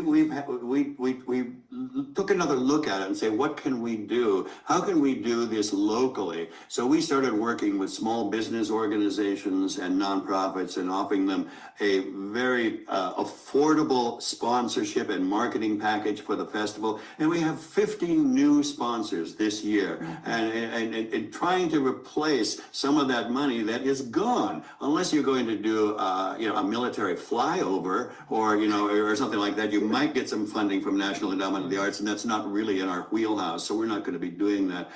And that's been encouraging. That's very encouraging that we might find a way to try to replace some of this money. Yeah, I firmly believe that it's going to take a community working together, because it isn't just the arts that's hurting. You know, businesses are hurting too. Small businesses are hurting. So, you know, finding a way that nonprofits can work together and cooperate along with small businesses and community members is really how we all, I think it's how we all rescue us in the current moment. I think it really comes down to just creating community, that we are all taking care of each other. If we all take care of each other, that, you know, that we will have greater resilience, and everyone will be better off. Now, let me ask about some previous moments. Rolling all the years back, how did you meet? Did you meet as actors at Cocteau, or did you know each other before? Or how did you guys get together professionally and personally? Okay, I'll tell you that story. We were at the Cocteau, and I don't know what year it was. It was a long 85, 84. and Eve Adamson was the director at the time, and she would ask me to sit in on auditions with her. If there was somebody up there who was doing the audition and I thought was interesting, I would hold up a finger, a 2, and it would mean I would like to see a second piece. Well, in walked Elise Stone, and before she even opened up her mouth, I put, let's see a second one. I don't think that's true. This beautiful woman walked in, and then we met, and we got married some years later. We got married at the theater on a Monday night. And there was a mention of it in the New York Times, so we had a very, very, very full standing room only, because every time Craig would walk down the street, he'd run into somebody going, "Hey, here you're getting married. Can I come to the wedding?" So it was actually standing room it was only. a very Pirandello kind of experience, because we had a stage manager, we had a lighting designer, we had a sound. That's a wedding, actually. Yeah. And that's right. So Yeah, it was like, yeah, because we made the wedding ourselves. What money did we have? So we made the wedding ourselves. and there was a rabbi there who was quite confused by all of it, and I said, "Okay, Rabbi, it's 15 minutes to place it is." Wait, who is it? Is either of you a Yiddle? Yeah, neither of you is. I am. Yeah. Oh, are you really? Were you how conservative? My mom is nothing at all. No, because I'm part of Rabbani, and so I'm a very I grew up very. My mother later became an interfaith minister, so she every single world religion she studied, including indigenous traditions. So no, we were spiritual but not religious. Let's put it that way. And what about you? What was your Craig? Your raising up? I was a Methodist in a very small town in northern Minnesota. We live in a community right now which is heavily Orthodox and part Hasidim. We were there, and there was one time we had Levi, who we've gotten to know, and his lovely family. This is just a story that came in. It shows my ignorance of it. I was walking my dog, and Levi stopped by, and he said, "My smoke alarm is going off." And I went, "Oh. Well, I think all you have to do is remove the battery for it." And he said, "No, my smoke alarm is going off." And I said, "Oh, well, we could call the fire department." He said, "My smoke alarm." And I said, "Well, Levi, maybe I could come and help you take." And he went, "Oh, that's great." And I didn't know. I mean, he was an Orthodox, and it was a holiday or whatever it was, and he couldn't ask for that kind of help. So we're learning. Craig Smith, both managing director and Shabbos Goy. There you go. Right there. And you guys, I mean, I don't know how you make a living to support 3 children that you adopted. Mazel Miklik, you have a whole family and kids. How did you? I mean, Craig, you worked in publishing, but how the hell? How do you manage even now? We don't know. We just do. Both of us have always just, we're very industrious people, and we don't sleep. That's I spent my Highly overrated my sleeping. entire artistic life, I was always working 2 jobs with that, as long as doing that. So I was very used to it, even in the years of the Cocteau and all that kind of stuff. And then I recently, I literally just retired, and now I'm only only doing 2 jobs, which is the Phoenix Theater Ensemble. But we're you know, it's tough. It's hard. You know, there's this thing about every artist says, every generation is a sorry generation for an artist, but mine is the sorriest of them all. That's how I feel many times. Well, let's talk a happy thing then. What are your most favorite roles and memories of doing back in the Cocteau, and then we'll get to Phoenix? Like plays that you love doing or love putting on, what? You go there? No, you go. Okay. What's up with you? Well, you know, I love Pinter, and we did the caretaker. I got to play Davies twice, and I love that role. I just settled into it right away, and I liked it very. And I actually got to meet Harold Pinter, and that was cool. And got to do it again. And that's a. He takes tremendous discipline to do Pinter and to trust that language and all of that, and I found that very invigorating. And so that was a very telling performance for me. And you were able to deal with all the pauses that he would put in comedy, right? Well, it's very good when you're doing Pinter, because if you're searching for your line, people just think it's a pause. Now, what about you, Elise? I've watched that before. What about you? I just was extremely, I feel extremely blessed for my decades at the Cocteau, because, you know, most American actors do not have the opportunity to work 11 months out of the year in rotating repertory, doing, you know, 6 and more plays, and I was incredibly blessed. I was entrusted with so many amazing roles. I mean, I think there were a lot of people who looked at me at some point and went, "Is there anything left for you? Like, is there anything left to play Mother Courage? You know, Medea, Lulu." Just, you know, Mary Stuart. Let me stop you right there, because that begs the question: did Cocteau ever get to the point that we've seen now, where you could have played Lear? Or you could have, or I mean, Lear's being a little old for you, but you know, Hamlet or Queen somebody, you know what I'm saying? Like they could have gender swapped. It probably could or would have. You know, the thing about the Cocteau is always, certainly under Eve Adamson, and I think under Bob Hupp as well, was really about allowing artistic growth for the resident company. And I think in my first 2 years, I played everything from, you know, a 16-year-old to a 90-year-old, you know, and that just affords actors with such amazing growth opportunity that we don't usually get. And Phoenix functions very much the same way, because Eve Adamson was my artistic mother in that way. That was my home play. So I grew up believing that the best way to allow actors to do what they do is actually to allow them to act, as opposed to saying you can only play this because you look this way. You know, I don't go for the typecasting thing, and to this day, you know, I have actors who will say to me, "I never thought I would get to play that role," and that's exactly. They should play that role. You know, they should not be excluded from that role because it isn't traditionally played by somebody who looks like them. So I can't tell you how many times I've auditioned for Gidget when they're rebooting the Gidget. Goes Hawaiian. I bought a lay. Nothing. And they don't. What is wrong?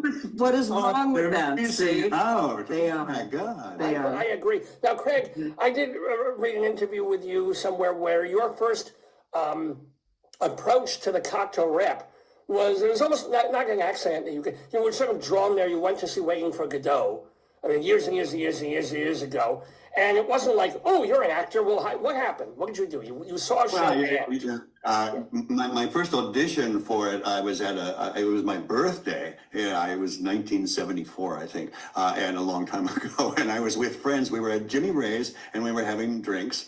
And I had a late audition, and I said, oh, I'm going down to the murder district. I've got this audition tonight. And so I went down there and I auditioned for them, and I liked them and they liked me. I wasn't right for the role they were looking for at that time. But I went back and to see something, and I grew up in northern Minnesota, you know, and I had apprenticed at the Guthrie, but you know, my breadth of exposure to dramatic literature was very limited. And they were doing Waiting for Godot in this small storefront theater at 43 Bond Street, which sat 50 people. And it was a rainy night. It was like a Friday night at 10 o'clock. I went to see this show, and I had never seen anything like it. Beckett was a total revelation for me. And I said, oh, this is the kind of thing that I would like to do. And so I went back to them. I spoke to even people, and I said, you know, I'd just like to volunteer and help. And I literally swept floors and that kind of thing. And then out of that, there was growth. We did classes at the time. We did classes in stage fighting, classes in dance, classes in voice. I mean, the entire discipline that went with it. And that ended up being my life. And my life has always been in nonprofit theater.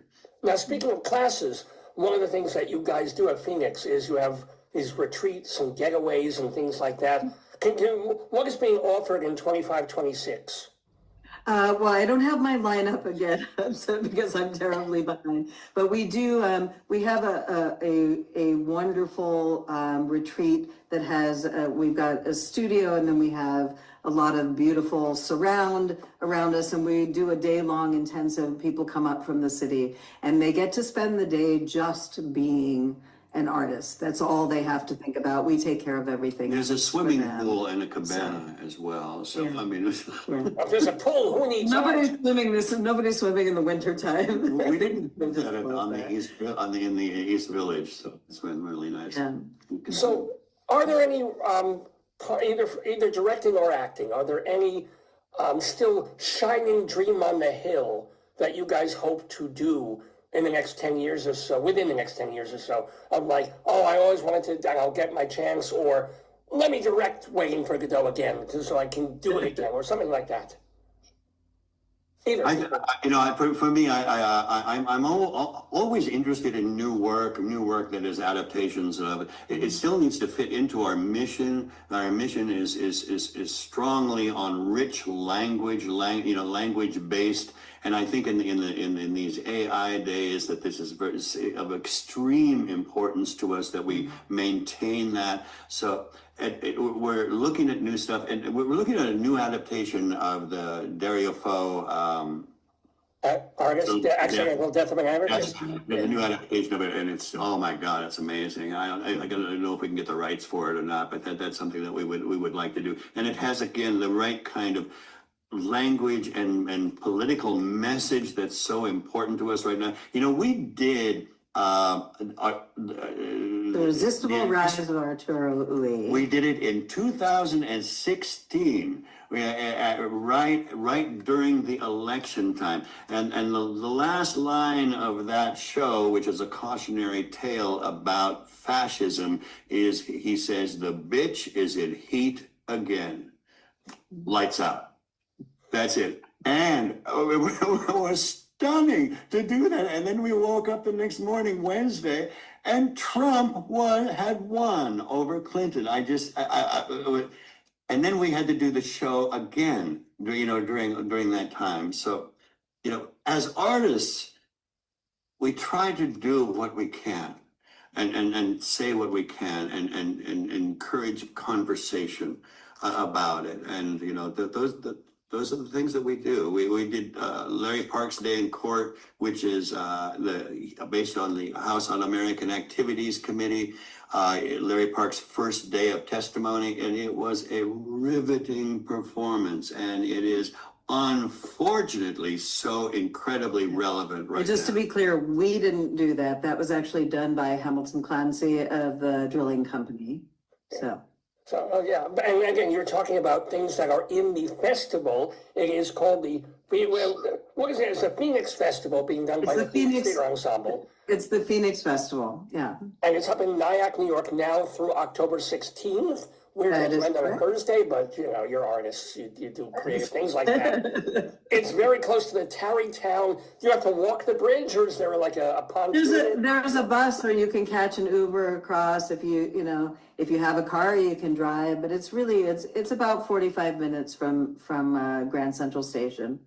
Now, let me ask, oh, sorry, please. Great. Those people who have not been to Nyack, Nyack is just an incredibly beautiful, walkable, beautiful little village. Right? It's only 7,000 people, right on the Hudson. It's gorgeous.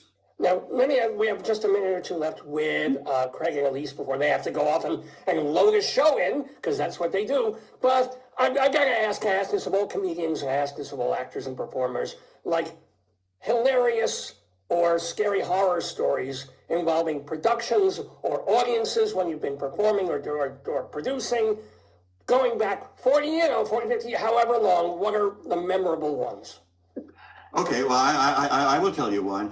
We were doing Enrico IV by Pirandello, and I was playing like the chief of staff to the king.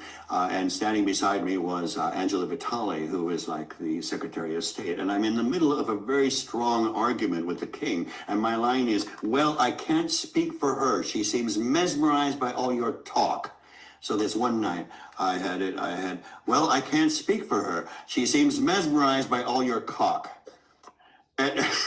And Harris's eyes Harris Berlinski played Enrico, and he's a moment-to-moment actor. I'm not a moment-to-moment. I'm not used to making mistakes, and his eyes got large like this, and he held it together. And I say, it's like the penultimate scene in Russell Crowe, the Gladiator, when he's mortally wounded, and his life passes before his eyes.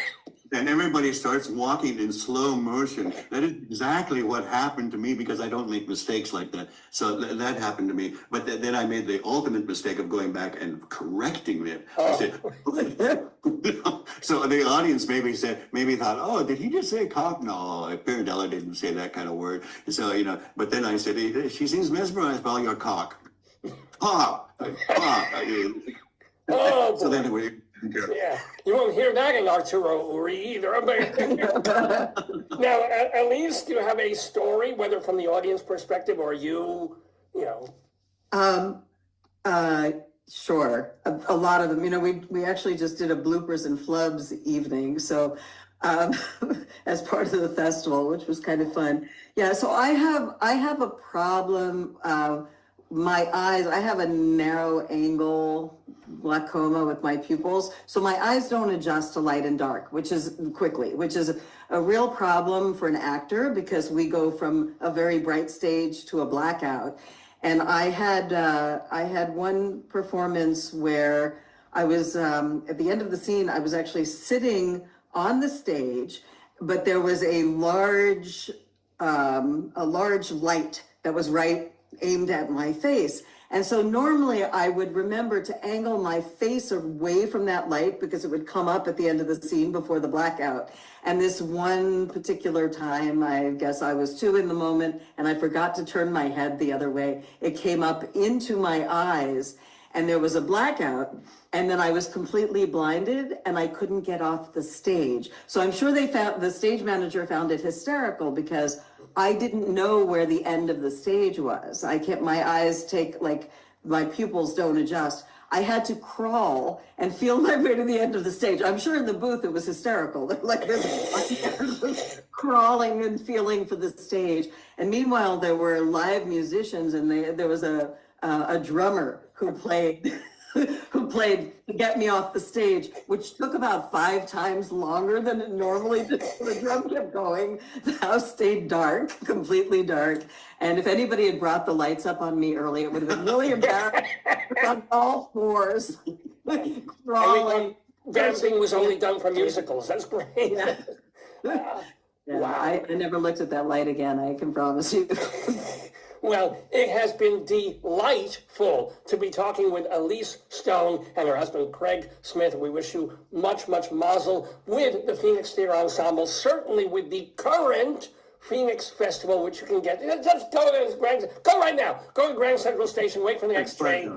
Get on there, see some shows. You can what with the website. The website is Phoenix Theatre, like the French way, theatreensemble.org. For all the and for the festival, it's liveartsinNyack.com. Or you can just Google Phoenix and Nyack and it'll come up. Phoenix, I know I have Phoenix envy all the time. So ladies and gentlemen, wishing much love, much success and creativity to Elise and Craig. Thank you so much for being in the Daverhood. Thank you so much. Thank you. Thank you.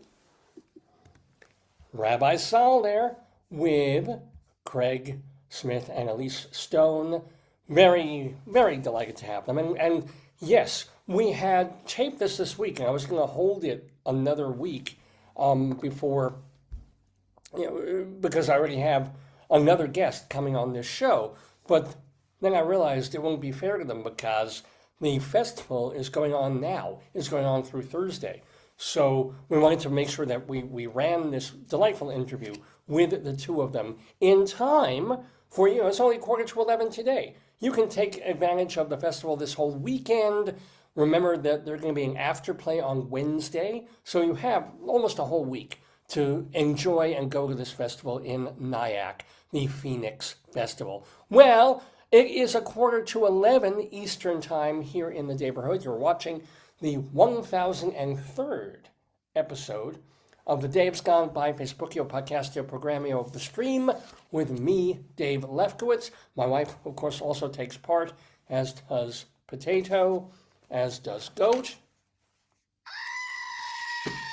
as does Pooey, hello, and all of you watching and hopefully enjoying at home. Don't forget, we have another guest. We have Manuel Igrejas joining us in a little while, talking about his years as a press agent, repping shows like Blue Man Group and some other things, and his later work as a playwright and short story writer. He's got a book out called Imaginary Boyfriends that he will be talking to Rabbi Sol about in our 11 o'clock hour. Plus, we have our Colorado Limerick of the Damned, where we will be going to Campion, Colorado. I've been writing poems about all these different places in the beautiful state of Colorado. Our latest one is Campion, and you'll be hearing a poem about it. Yay! Okay, and what else shall we be talking about or doing? Oh, yes, I have challenged myself. I've been doing this for years on various shows to do a segment called Dave's Big Dictionary, and it has to do with, the challenge to me, because when I first started doing Dave's Gone By for many years, or for the first couple of years, a lot of it was scripted.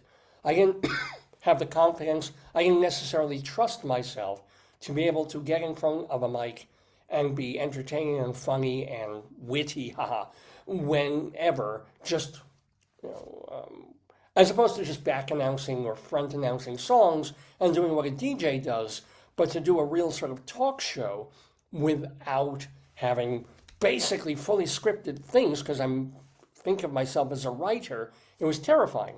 But I thought, let me take the leap. Let me see if I can just grab a word and, and talk about it in an entertaining and hopefully fairly funny way, even if I haven't prepared, even if I haven't spent a half hour to an hour writing out notes and bullet points and an essay, if you will. And sometimes I miss that structure, and I miss the way that I could be very direct and clear with my language. But at the same time, it's also just fun for me to okay, here's a word, let me talk about whatever that word brings to my head. So today we're going to do it, and the word of the day, coming from Merriam-Webster's dictionary, is languid. Now, Merriam-Webster, every day, to promote dictionaries that nobody buys anymore, they have a word of the day. They'll choose it.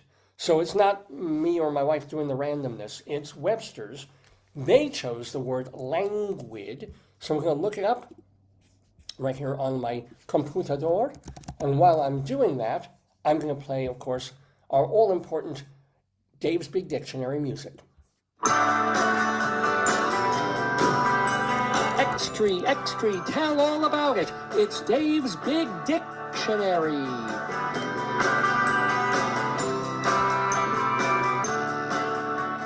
Yes, Dave's Big Dictionary it is. And the word of the day is the adjective languid.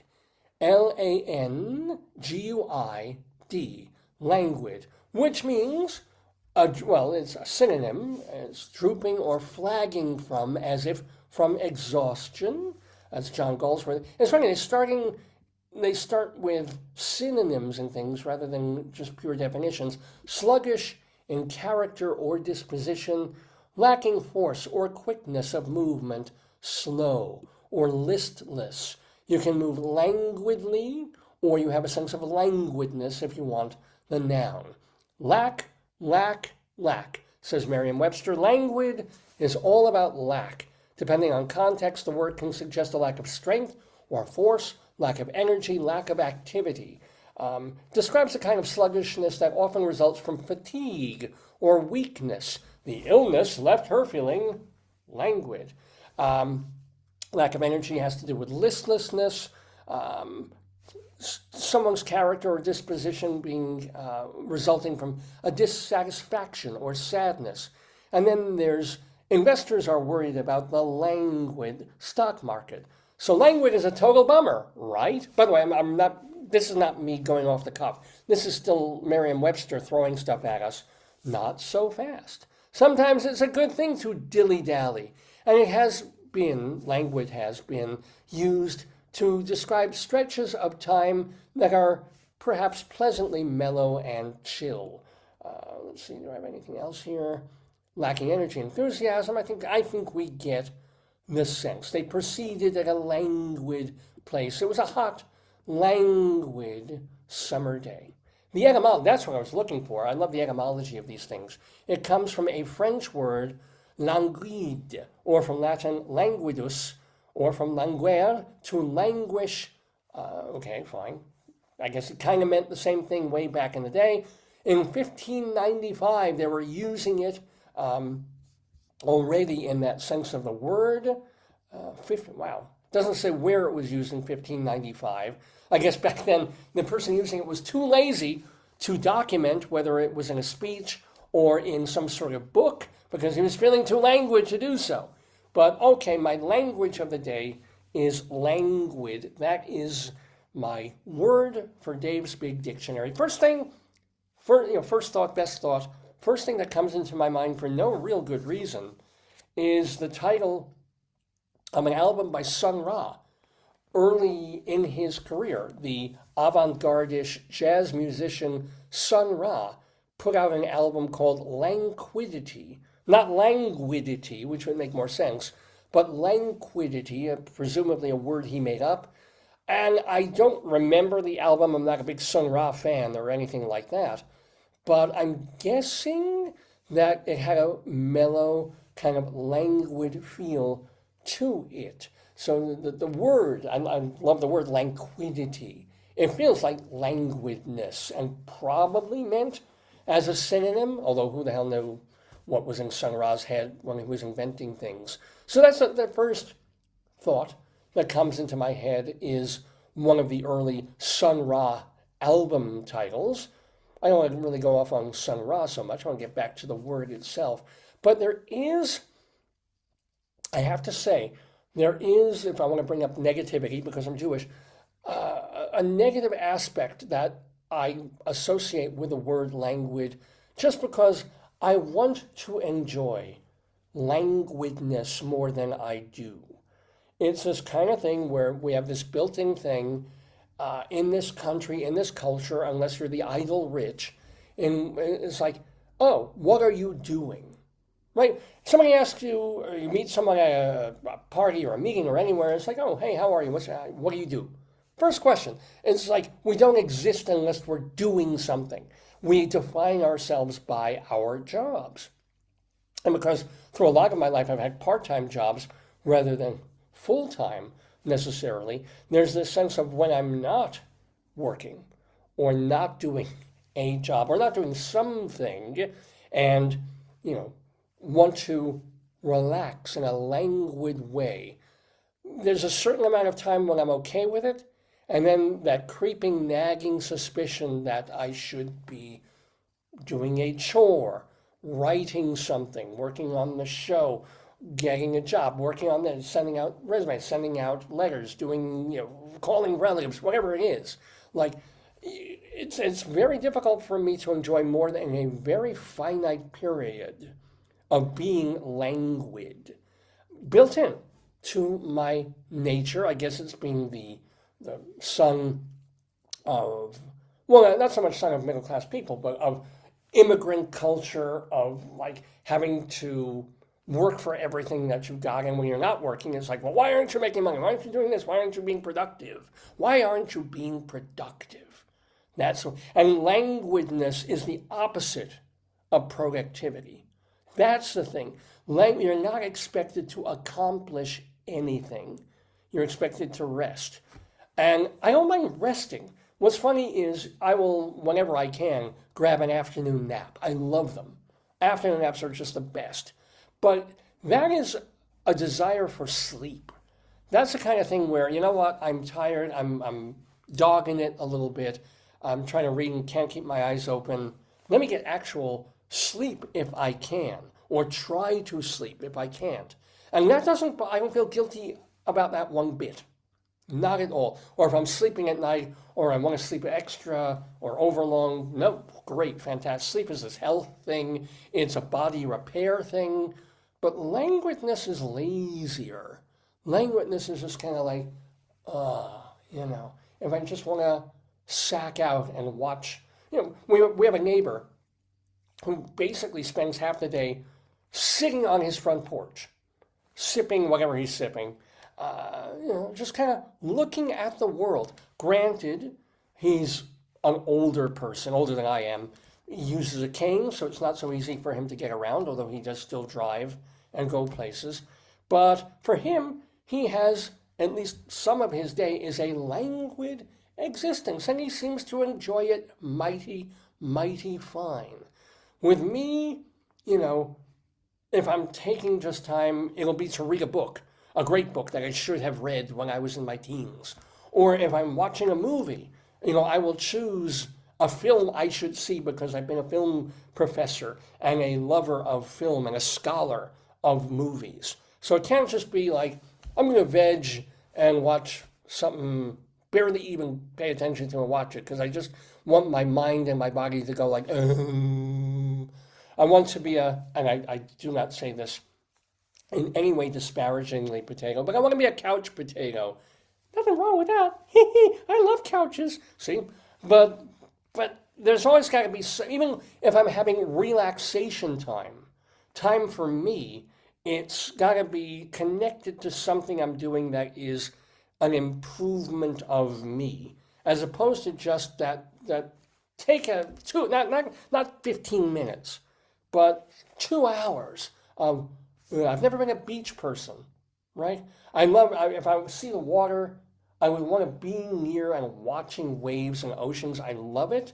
Or walking down a boardwalk. But if you put me on a beach, I'm afraid of the sun, I don't want to burn anyway. But if I've got to sit on sand, looking at water, for more than 20 minutes, I'm like, okay, something else. The languidness of it bothers me. So anyway, that is my thought about the word languid, our word of the day, on this segment, Dave's Big Dick. Shinary on Dave's Gone By. Let's bring it back to the beginning, shall we? Okay. Or we'll just run the song out at the very, very end of it. But yes, you're watching, the Dave's Gone By program. Remember that if you want to write to me, davesgoneby@aol.com is the way to do that, or you can post on our Facebook page. We have a Twitter feed. It's Radio Dave 2, or I should call it an X feed at this point, Radio Dave and the number 2. Radio Dave too. We have an Instagram page, David Lefkowitz. We have a Blue Sky page, Dave's Gone By. We're out there. But all the basic information you can either find at the website, davesgoneby.com, or this Facebook page.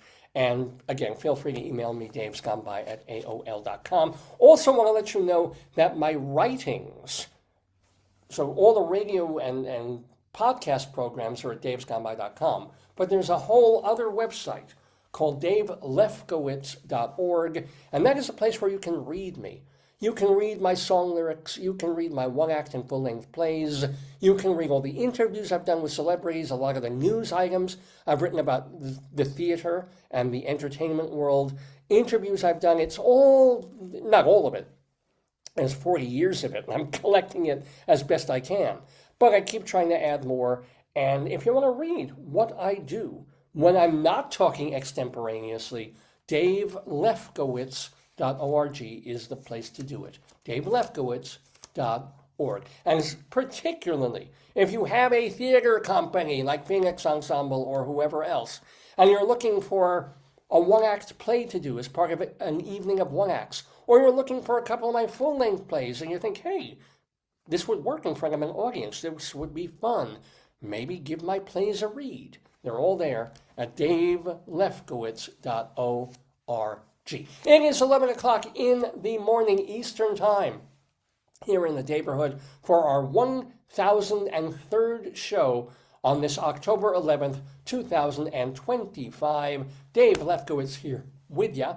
And I'm going to step away from the camera again because it's time to bring Rabbi Sol back again. It's Cholamoy. It's okay. It's between Sukkot and Simchas Torah. He can be here, although he should be in shul. I don't know what the hell he's doing here. But he is chatting with our other guest in the Daverhood today. His name is Manuel Igrejas. Now, I knew Manny back in the late 1980s into the early 90s when he was working for a press rep firm called David Rothenberg and Associates. And David Rothenberg, amazingly enough, the man is still alive. He's got to be 90 or thereabouts, and he's still on the radio. You can hear him on WBAI. I think also on Saturday mornings, like right now or an hour ago, doing his show, and he's been doing it for decades.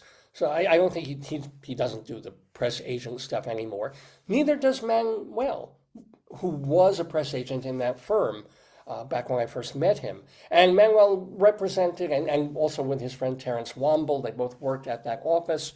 Lots of off and off-Broadway shows, the occasional Broadway production, best known on some level for repping Blue Man Group.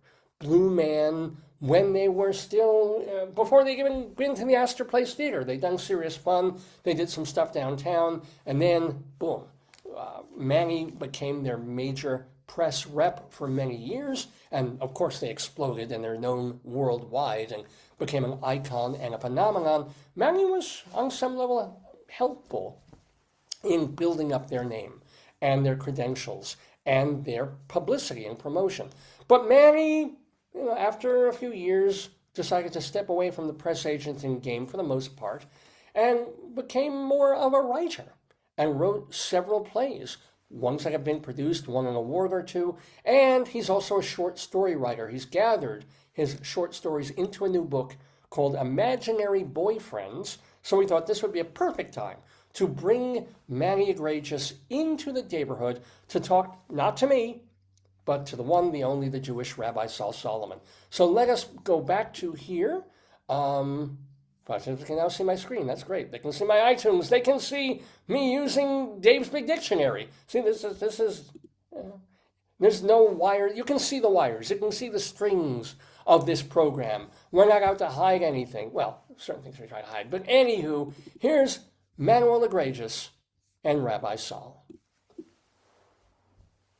Oh, shalom, my friends. Shalom, my enemies. This is your old pal, Rabbi Sol Solomon, of course, the founder and spiritual leader of Temple Sons of Bitches in Great Neck, New York. There's a laugh. That's the kind of laugh I want to get in my sermons and not just in bed from my wife. Ladies and gentlemen, this person in front of us is someone who doesn't know me, but who knows my great friend Dave very, very well. Because back when Dave met him, and we're talking about the late 1980s, if you can believe this, this person, Manuel Igrejas, was a press agent for the vaunted David Rothenberg firm. And he and a great guy named Terrence Womble Ashvatza, together they took Dave seriously as a critic, led him into shows when other press agents wouldn't, became sort of semi-acquaintance, nice friends with him. And Dave has wondered all these years, what ever happened? He was a great press agent, and he had one major show that he helped turn into literally a worldwide phenomenon. And that show, well, we'll get to that. This is, but he's also a playwright. That's what he had been doing for quite a bit.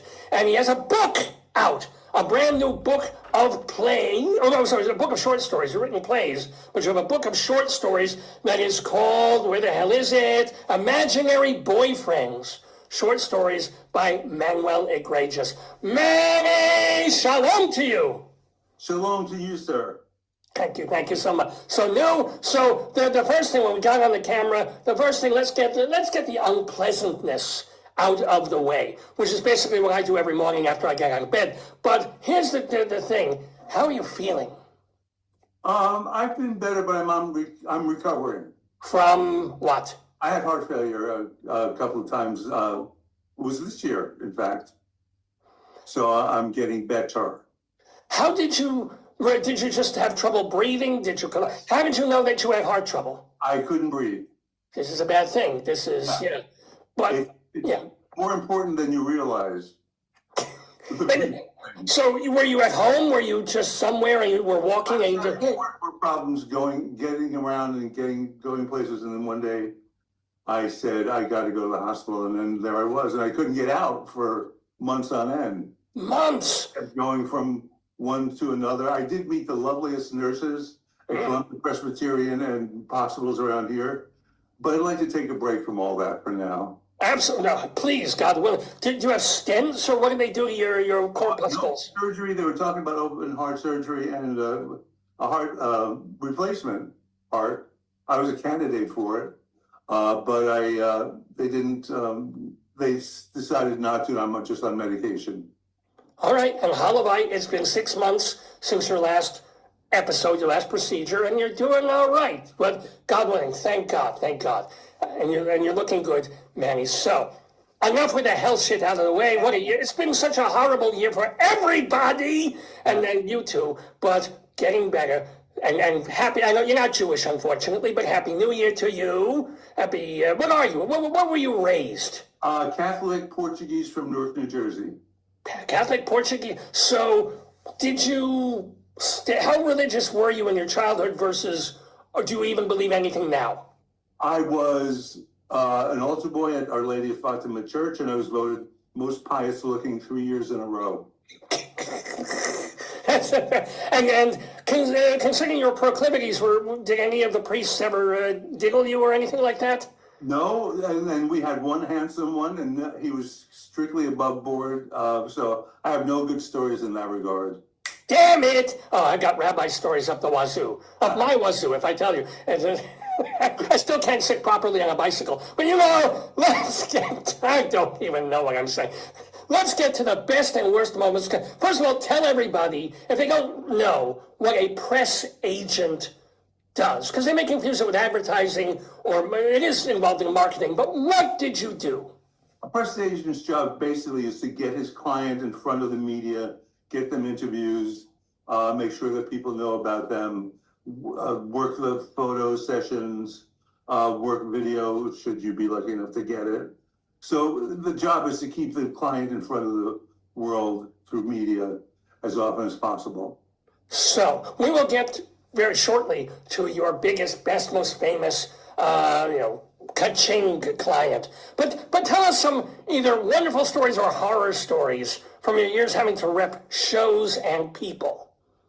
Well, in the old days, it used to be when I first worked with Bailey Hunt and Maria Pucci, we did stuff via that machine. It was like a Gutenberg press that you cranked out press releases on, and you had to stencil it. No, Was it a mimeograph? Was it one of those round with the ink?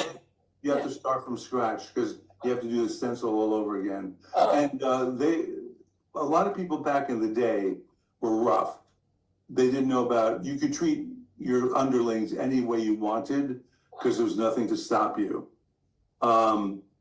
Unfortunately, I really hated it the first year and I quit. I was working on Broadway shows, Agnes of God, Night Mother, Crimes of the Heart, and I hated it. And I quit, and they looked at me like, what? You're quitting this job? So did you quit because the people above you were treating you like garbage? I was so depressed every day. It was like being in the subway all day long. Oh.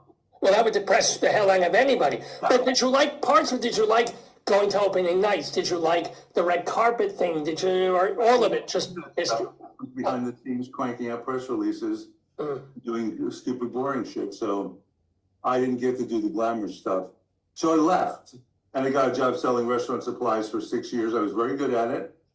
Then my friend, David Rothenberg, called me one day after I'd had a fight with my restaurant supply boss. I went back to my desk, and David Rothenberg called me, who was my mentor, and said, hey, you want to come work with me? I said, yeah. And then I came back, and then the rest is history. How long were you with the Rothenberg office? Roughly, I mean, years, decade, two. Yeah. How long? Maybe a decade. Now, and by the way, David Rothenberg is alive and well. He has a show, speaking of radio and podcasting things, on WBAI on Saturday mornings. He's been doing this for God knows how long. Still, and he's 90-something. God bless him. So, yay. And then you were working with him on shows like what? And that was a way to do. I thought, oh, you can do PR this way too. I didn't know that you could. And we had fun. We laughed all day. We had worked with a guy named Terrence Womble, who we all loved each other, and we spent most of the day laughing. And we worked on interesting stuff like Tony and Tina's Wedding was our big hit at the time. And then we got a show called Mambo Mouth with John Leguizamo. And David and I went to see the first preview in the basement of the American Bomb Shelter Theater, American Place Theater. And we thought, wow, this is really something. And next day we started calling people, and it became a thing. And now he's back, Johnny's back doing his show. And then fade out, fade in, we got the people from Blue Man Group approached us, and we thought, okay. So we got that job, and that turned out to be my life for the next 20-something years. Was it all consumed? How many hours a week when you were repping, and you were on the whole staff, but you were kind of in charge of Blue Man? Yeah. Was it a 40-hour work week? Was it a 70-hour work week? Did you live, breathe Blue? Yeah, I kind of lived and breathed Blue because they were so intense and so needy. They needed so much. They believed so hard that you just want to help them. So they always needed something, and I didn't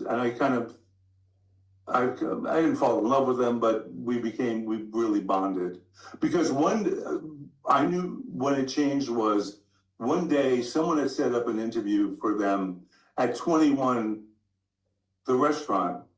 No, the Four Seasons, the restaurant. I thought, and for them in costume, I thought, ugh. And it was a hot day, and the costume was really, really heavy and hot. And we took a subway because nobody had any money back then. And they were like flipping out of the cab because it's too hot and we can't. But it turns out the guy who ran the Four Seasons was a fan. So we had the lunch, and the photographer who was there to take the picture kept looking at them like, what?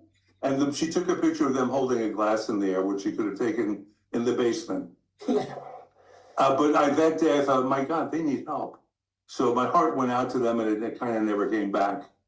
That was the way at the beginning. Well, why did you, because they went on at the Astor Place Theater, and of course they go on in Vegas and places like, but you left a few years ago from repping them. How come? 2005.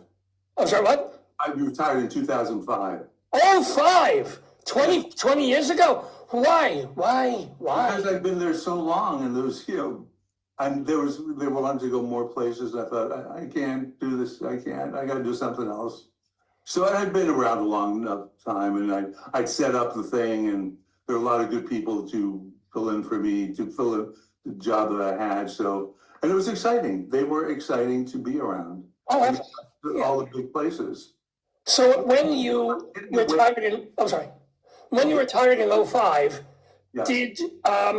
Were you retired completely from being a press agent, or you just did other clients, or what did you do there? I started getting other clients. Ah, okay. You just needed a more stable, normal, like rep a show, it runs a month, and then on to the next, and normal it. I worked with institutions like the Morris Museum, which had a performance series, and peak performances at Montclair State University. I stayed in New Jersey more than.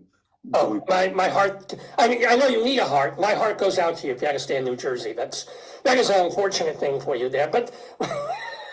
I'm still here, I'm still. You're still here. He's still here. By the way, we're talking with Manuel Igrejas. We will get, of course, to your writing. When did you become a playwright?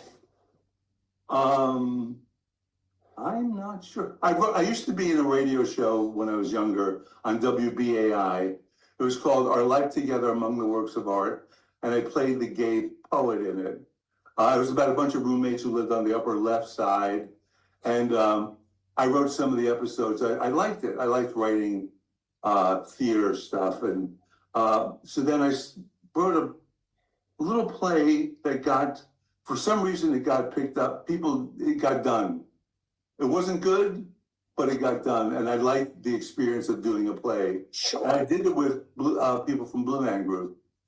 So that went well. So we thought, let's do something else. So I wrote another play, and then another little play. Put a bunch of one acts together. We called it Shrinkage because it was all about the pursuit of mental health. Oh, okay. So I thought, well, I can get behind this. And then I started writing more plays because I loved the idea of producing. I loved working with those people. I loved producing, working with actors. It was my favorite thing that I've done so far. Hey, wait, how come you did, you were producing your own plays, but there are press agents who have gone on, Jeffrey Richards most famously, to become actual, big name producers on and off Broadway. Was that ever of interest to you? I didn't want to do all other things. I wanted to work with my friends, put my little shows up, do showcases, stuff like that for a month or whatever. If it ran longer, that'd be great. But I just like the experience of it. And also, my favorite part was going out for drinks afterwards with the cast and crew. So, but you stopped writing plays apparently because of your health or you just...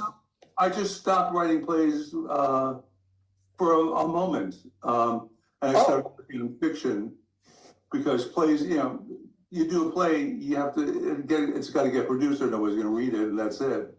So, and I won a couple of awards. I've gotten a couple of festivals.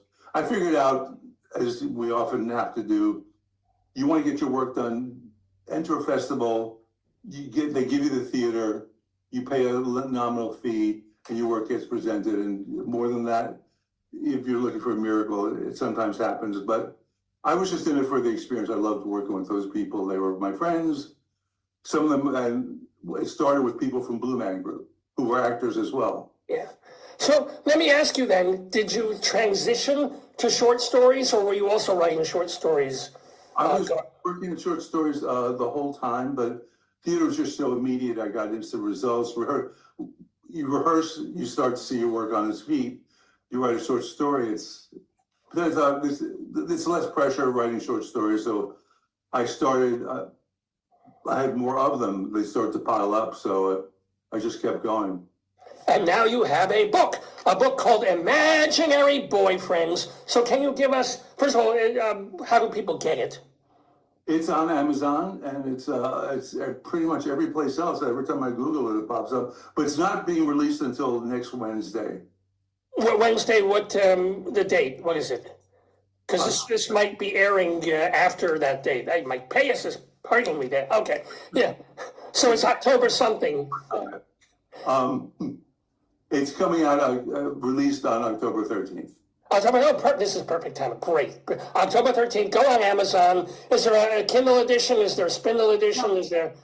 Yeah, I'm not really.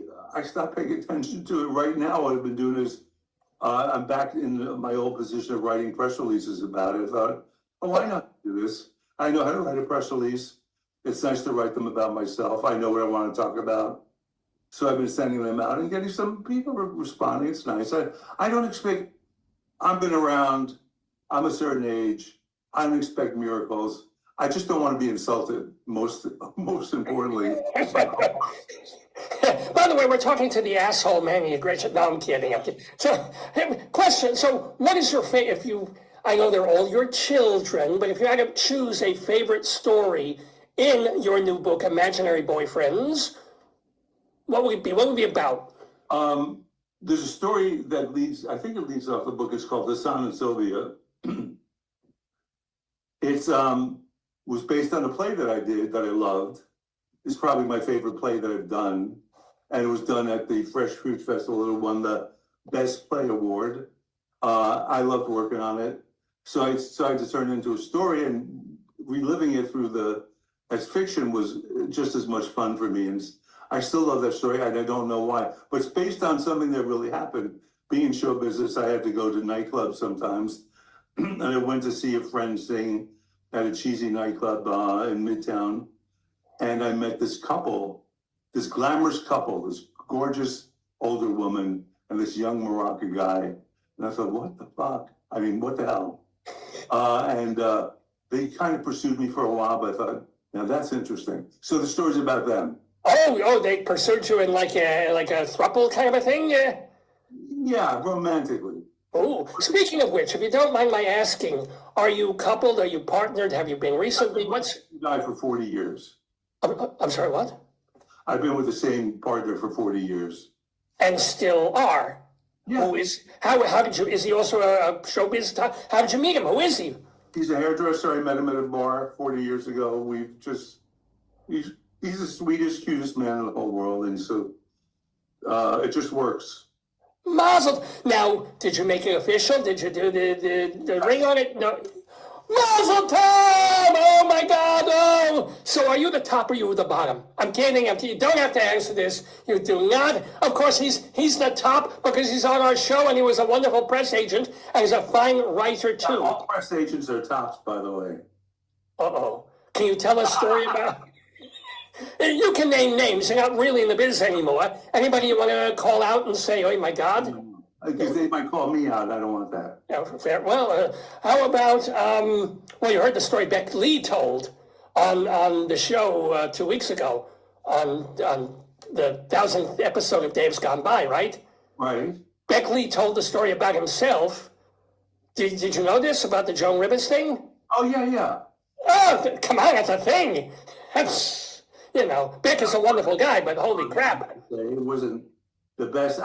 Joan Rivers, I was kind of afraid of her, and I came across her a few times on red carpet stuff.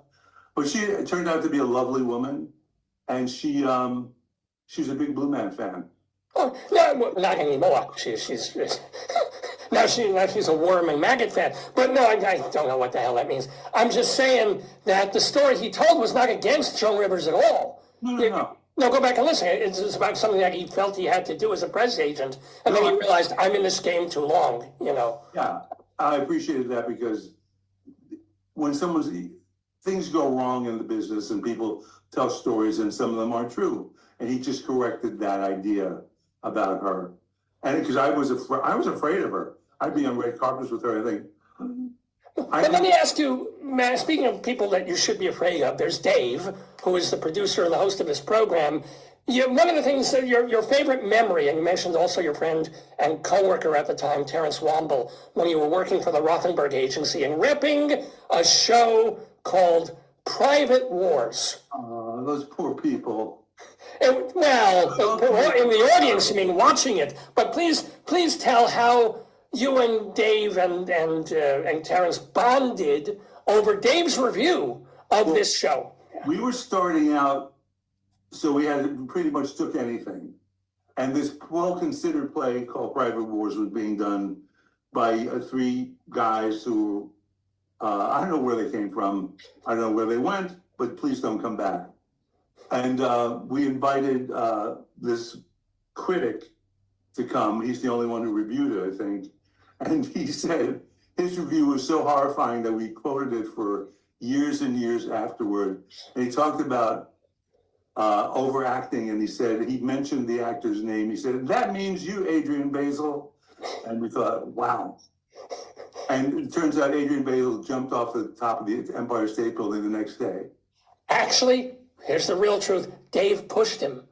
So never wanted to see him on a stage again. No, I'm sure he went on to do other roles and was fine. It was a bad show. It wasn't the only one we worked on, and as someone who's been on stage and has been bad, I was an actor too. I was in a play where someone said, every time you open your mouth, you create a black hole on stage. I thought, that's a good note. Wow, all right. Thank God you weren't there. It would have been in print. Well, I have a black hole, but that's why I wear a diaper. So let me ask you this, Manny. So on your resume, in your bio, it mentions that at some point you were working on the railroad. Were you driving spikes? What the hell were you doing? I was a carpenter on the railroad, and at that point, the Erie Lackawanna, which is now New Jersey Transit, was falling apart. They didn't have any money. Sometimes we couldn't get paid for a while. We were mostly just there to stop things from falling down, stations from falling on top. This is good. This is a good thing, yes. And I did that for 5 years because I was young, I was married, I had a baby, and I could make money doing that. Well, this is not with your husband, or did you adopt a baby? What do you mean? No, I was married to a woman, and we had a baby. Oh my gosh! Are you in touch with your child thing? Unfortunately, he passed away 6 years ago. He had brain cancer. But I'm sorry. Okay. That's okay. But that's shockingly enough. That's when I started working on the book. I had a couple of stories, and I just thought, let me do this. Let me get my mind off what's going on. I started working on the book, and now I. Is it cathartic? Is it cathartic to write, or do you just sort of dwell and it pulls you out for a moment, but it really doesn't heal? It beats sitting around thinking about the thing that's bothering you the most. And it's also moving something forward. You create situations, you create people that you never saw before, might have seen before. And it gave me something to do that was creative and took my mind off my problems, my sadness. So you're not writing plays at the moment, but are you continuing to write short stories? Are you gathering for the next? Yeah, I have a couple of stories in the works that I just don't know where they're going, but I always like to have a couple of projects where they go back and dabble at them and think, let's try this. Because the wonderful thing about writing, creative writing for me is I can do anything I want. Anybody can be anything. I do rabbinical porn. Absolutely. Oh, God, yeah. The rabbis, the Rebbitzin, and various... Oh, I got to tell, with a whip. We'll talk. But we also have... Manny is so regretting doing this interview right now. He is so like, what did I get myself into? You should have known. You should have remembered from all those years ago, Manny. But... I'm kidding.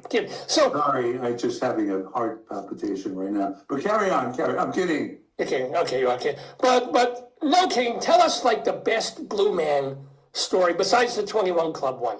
What's another great memory or terrible memory of repping Blue Man Group from their beginnings to when they were a sensation? Well, I really recently in February they had two final performances of the show at the Astor Place Theater because it was closing there, and I went to both of them, and it was so wonderful to be with the family again. And we really were, the thing that made it work, we had hard times, it wasn't always fun, but we really were a community, and I loved being with them again from at these final performances. I was treated like Obi-Wan Kenobi. It was really wonderful. Because you were. You know, when they were not even, I seen, or not I, Dave had seen them at Serious Fun Festival, and you knew there at Lincoln Center, you knew something was really up. Yeah. But then when they started, it was still, who heard of them, who knew? And then, thanks to you, that people knew. Yeah, A combination of that, you know, but I was definitely in the mix. I really felt that I worked hard and we got results. Yes. And this is also something I take to bed with the missus every night. You work hard, and if I'm lucky, she'll drop her nail file. But you know, I kid, because I'm Rabbi Sol. This is Manny Igrejas. So Manny, I just have time for one more question with you, and to remind people, of course, to buy Imaginary Boyfriends on Amazon or wherever you can get the book. Do you have a website that people can also go to? I do have a website. It's not up to date, but go there anyway because it's got pictures from my life. What is the website? You got to tell people what the hell it is. MannyIgrejas.com. Shopping enough. Manny Igrejas, IGREJAN. I'm sorry, my glasses are. I should know this. Manny Igrejas, IGREJAS.com. So, Manny, can you tell us about the best and the worst, famous person that you ever got to either work with or meet, like a story of the worst writer? Feel free to name names, especially if they're dead.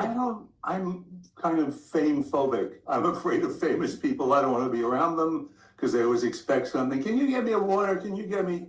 No, I'm not here for that. Who I wound up holding at the Blue Man opening in Vegas, Kevin Sorbo's. I walked him down the red carpet. He played Hercules or Superman or something. Well, a lovely person that we worked with, who was really a lovely woman, was Linda Lavin.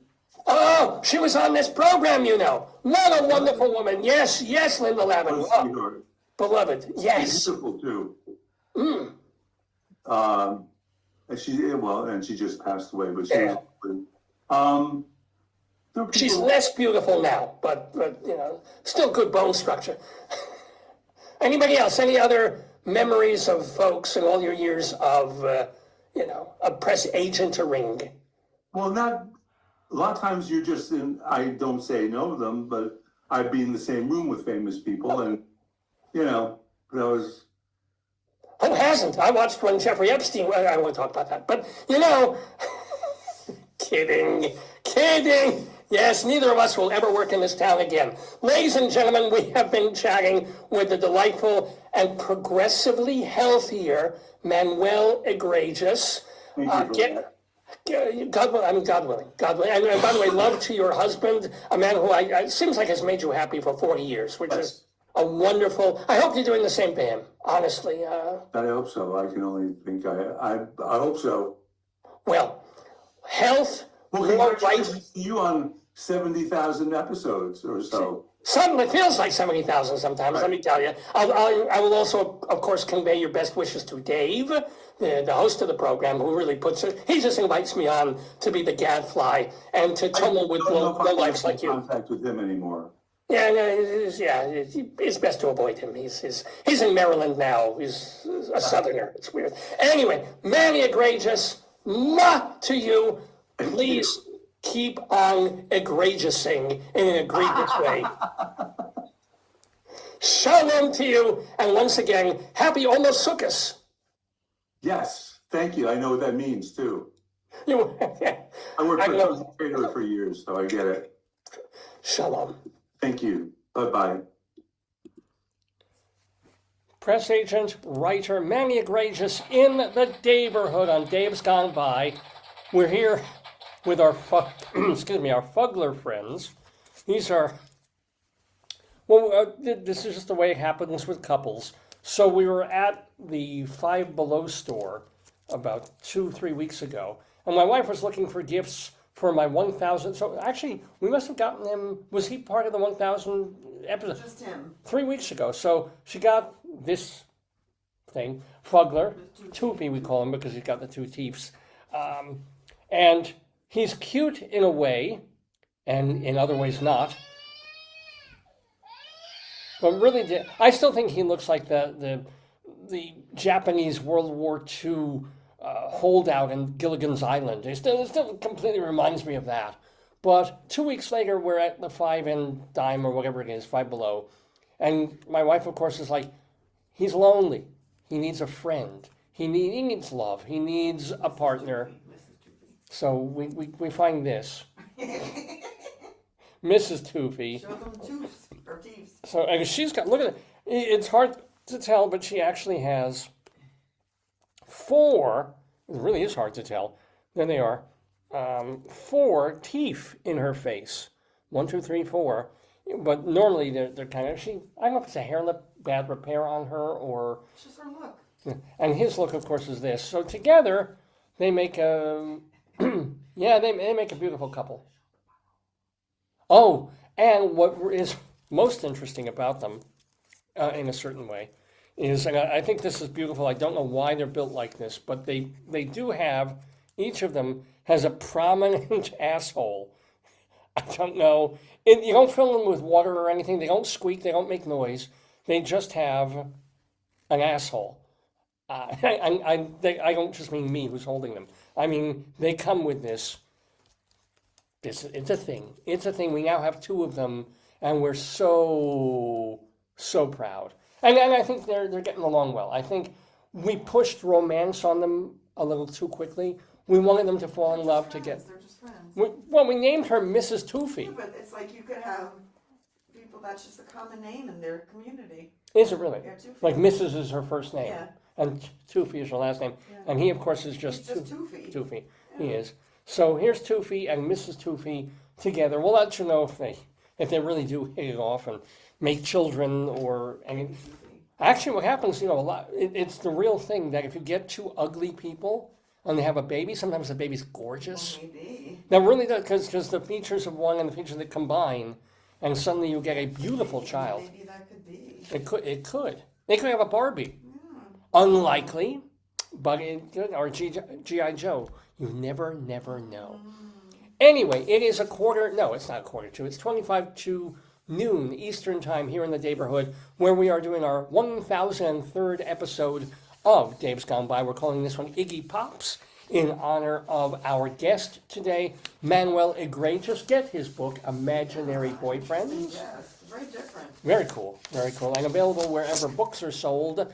And also we welcome to the Daverhood Elise Stone and Craig Smith. Speaking of a married couple, they co-run the Phoenix Theater Ensemble, which is having its festival this week, now through Thursday, in Nyack, New York. As I said, it really is. You get on the Metro North at Grand Central Station, and in 45 minutes, you're there in beautiful Nyack, sampling the theater that they have there, the music, the fun of this festival. So please go do it. And we thank so much to the 2 of them. Actually, I should thank the press agent, Risa Hogue, for setting up that interview and even suggesting it in the first place. Great idea. Thank you. So we have all these visitors to the Daverhood. Rabbi Sol, who has his website, shalomdammit.com. Shalomdammit, DAMMIT.com, where you can read and hear his rabbinical reflections, watch his stage show, watch the 10 episodes of his TV show. All the links are there at shalomdammit.com. But these are just a handful, a fingerful, if you will, and you will, of the folks who have appeared on Dave's Gone By over the years. We've had quite a few, literally, as I was going through them, inviting people for our 1000th episode.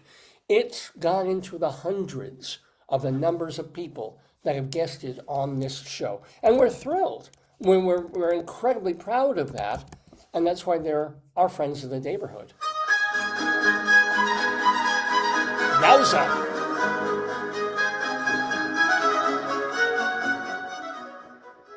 So we kind of like to let you know, hey, what are the friends of the Daverhood up to? What have they been at since they've been on this show? So, for example, Let me give you a bit of a for instance of people who are doing stuff as we speak. Congratulations to our beloved friend, Ronald Rand. He has published a book called The Marsh in May, and 30 poems with 29 paintings by Ronald Rand. Just been released by Lucky Shoes Press. So look for Ronald Rand, R-A-N-D, and his book, The Marsh in May, from Lucky Shoes Press. Yay for him. We love him. Now through, get your alert bell ready. Okay. This one, use the big one, use the big one. Here we go. It's an Austin Pendleton alert!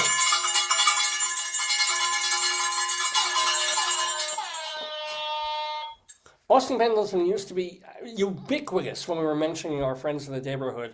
Well, he's back and doing. Now through the end of October, he's directing the play Italian-American Reconciliation. I think this is a Shanley play. And that is at the Flea Theater downtown in New York. Now, through October 26th. Excuse me. Take a drink. I'm having a beverage. And now, other stuff that's happening this week. Tomorrow, Sunday, they're doing a memorial tribute to Peter Yarrow at National Sawdust in Brooklyn. Now, Peter Yarrow, of course, one of the trio of Peter, Paul, and Mary, and he was on our show a few years back. He passed, but now they're doing a big memorial tribute to him at a music place that they call National Sawdust in Brooklyn. That's tomorrow. And then on Tuesday, October 14th, the comedian Tammy Pescatelli is going to be at the Triad Theater in Manhattan, and it's a taping day. So if you want to hear yourself laughing and hooting on camera, that's the day to go. It's on Tuesday night. And then Wednesday and Thursday, Lilias White is appearing at the Laurie Beachman Theater. And then this is lovely, on Friday, October 17th, hearty and deserved congratulations to Jane Siberry. Oh, wow. She is being inducted into the Canadian Songwriters Hall of Fame. So, couldn't wish it on a more creative and a lovelier person, too. So, yay for Jane Siberry. Reminder that Evan Seplow is the founder and editor of StageBuddy.com.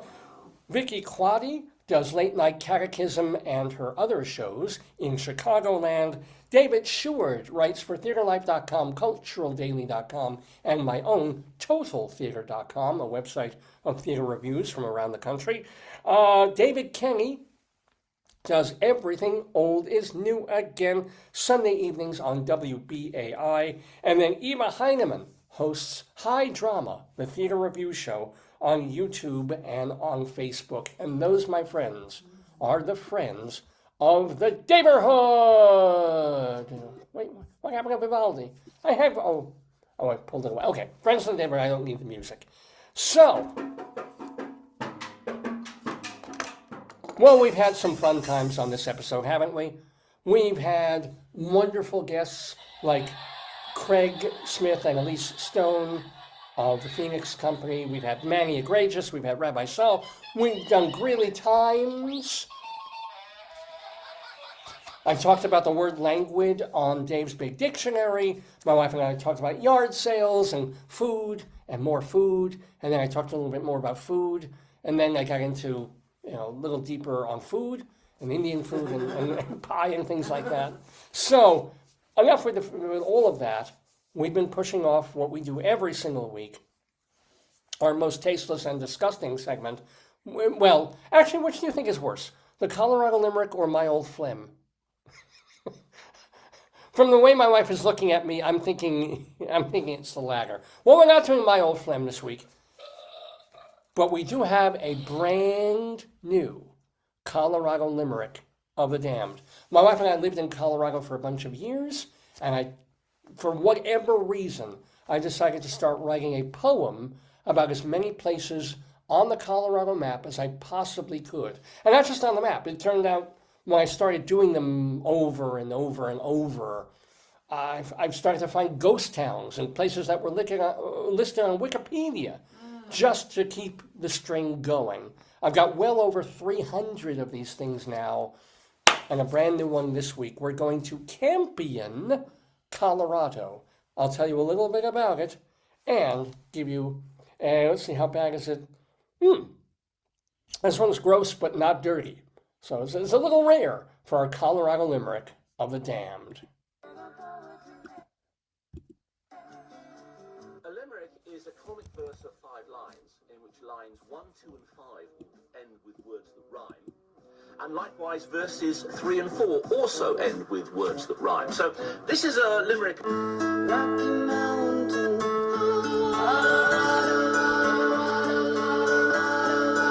Yes, ladies and gentlemen, Colorado we go to for Campion, our limerick of the damned. Let me tell you a little bit about Campion. It's in far northern central Colorado in Larimer County, and it's an unincorporated town with like 2,000 people in it. It's on Route 287 between Loveland and Berthoud, for those of you who are keeping score. First established in 1893 by John F. Campion, who was a mine investor, but he really wanted to turn the place into a dairy farm and agricultural center. And what Campion did was it provided Denver with milk and dairy products back in the day, back in the late 1800s and early 1900s.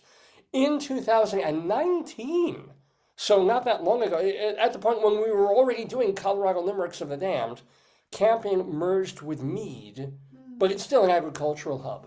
So yay for Campion, Colorado. And now, ladies and gentlemen, without further ado or ado, it's time for our Colorado Limerick of the Damned, Campion. A bold dietitian from Campion makes salads of parsnip and rampion. They don't taste that great, but boy, she's lost weight. 'Cause at throwing up, she's a champion.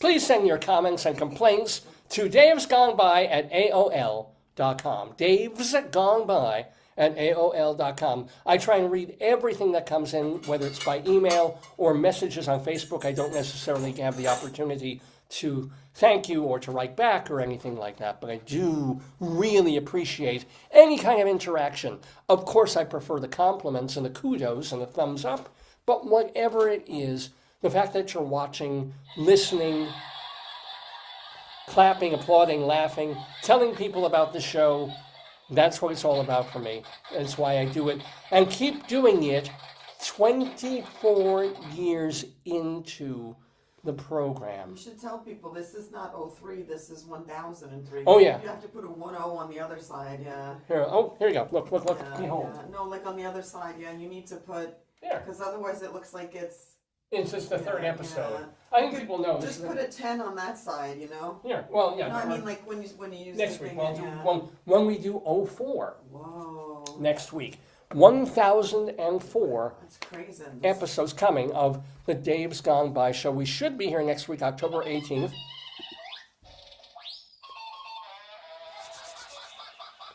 And we can promise you a really great guest, because the guest is going to be a radio guy. Someone, if you lived in New York and you liked half-decent music, you were always fumbling around on the dial trying to find something good to listen to that wasn't, gospel or country or crappy top 40 or decent top 40. You wanted that sort of thing that, if you're my age or a little older or a little younger, of the music of the 60s and the 70s and those artists and those kinds of artists. Well, someone who got to play a lot of that for decades is a guy named Darren DeVivo. I first met him I was listening to him even beforehand, but then I got to meet him when I was doing theater reviews on WFUV, the station of Fordham University. So I would go up there twice a month, read these reviews that I'd written of Broadway and off-Broadway shows on the air. Got to know Darren. He was really cool. He used to co-host the morning show there with Amy Eddings, so I knew them both. He moved around, not the dial, he moved around the station different times, different things over the years. The TTs are very interested in Oh, they want to hear this. Oh, the TTs love radio. Yeah. So And Darren was a fixture of WFUV up until just about... I'm sorry. Up until just about a month, we got him, a month ago. And then, thanks to our... Mrs. Teaching really appears well. Look at the pink. Oh, they look good. Yeah, she really pops. I mean, maybe you need to wear pink like that. Do you have a shirt that color? No. Because that would be really... Look how she... Put her on again. Well, look, I look pretty good in the red here. Put her on again. Here, look at that here. color. Let's it's take like a look. The gold for your show, right? So compare the colors, right? Look at. Oh wow! Look at that! Look how that pops. I mean, yeah, like. Yeah, she really is like boom. So if I see a pink shirt of this level. That's gorgeous. Yeah. One that has flowers. She's beautiful. Yeah, yeah. Let's see how she looks with glasses. I'm not sure. Those are your glasses. She needs her baby glasses. Oh, maybe. But anyway, just telling you about Darren DeVivo. Darren, at FUV up until just 2 or 3 weeks ago, when the hammer came down from the administration, the president and his minions taking away the money from public broadcasting, public TV, public radio, of which WFUV is attached. So they lost like $500,000 in a shot. And are trying to survive. And granted, they don't get every penny of their operating budget from the government, but it is a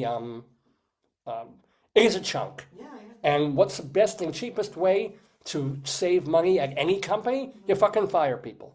So this is why he got laid off. He got, after decades at this station, they figured the best way to save money is to can him and a couple of other longtime broadcasters at FUV.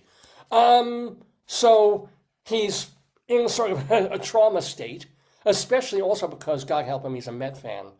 And he got to see the Mets eliminated before the playoffs even started, just barely. So it's been a really, really rough time for Darren DeVivo.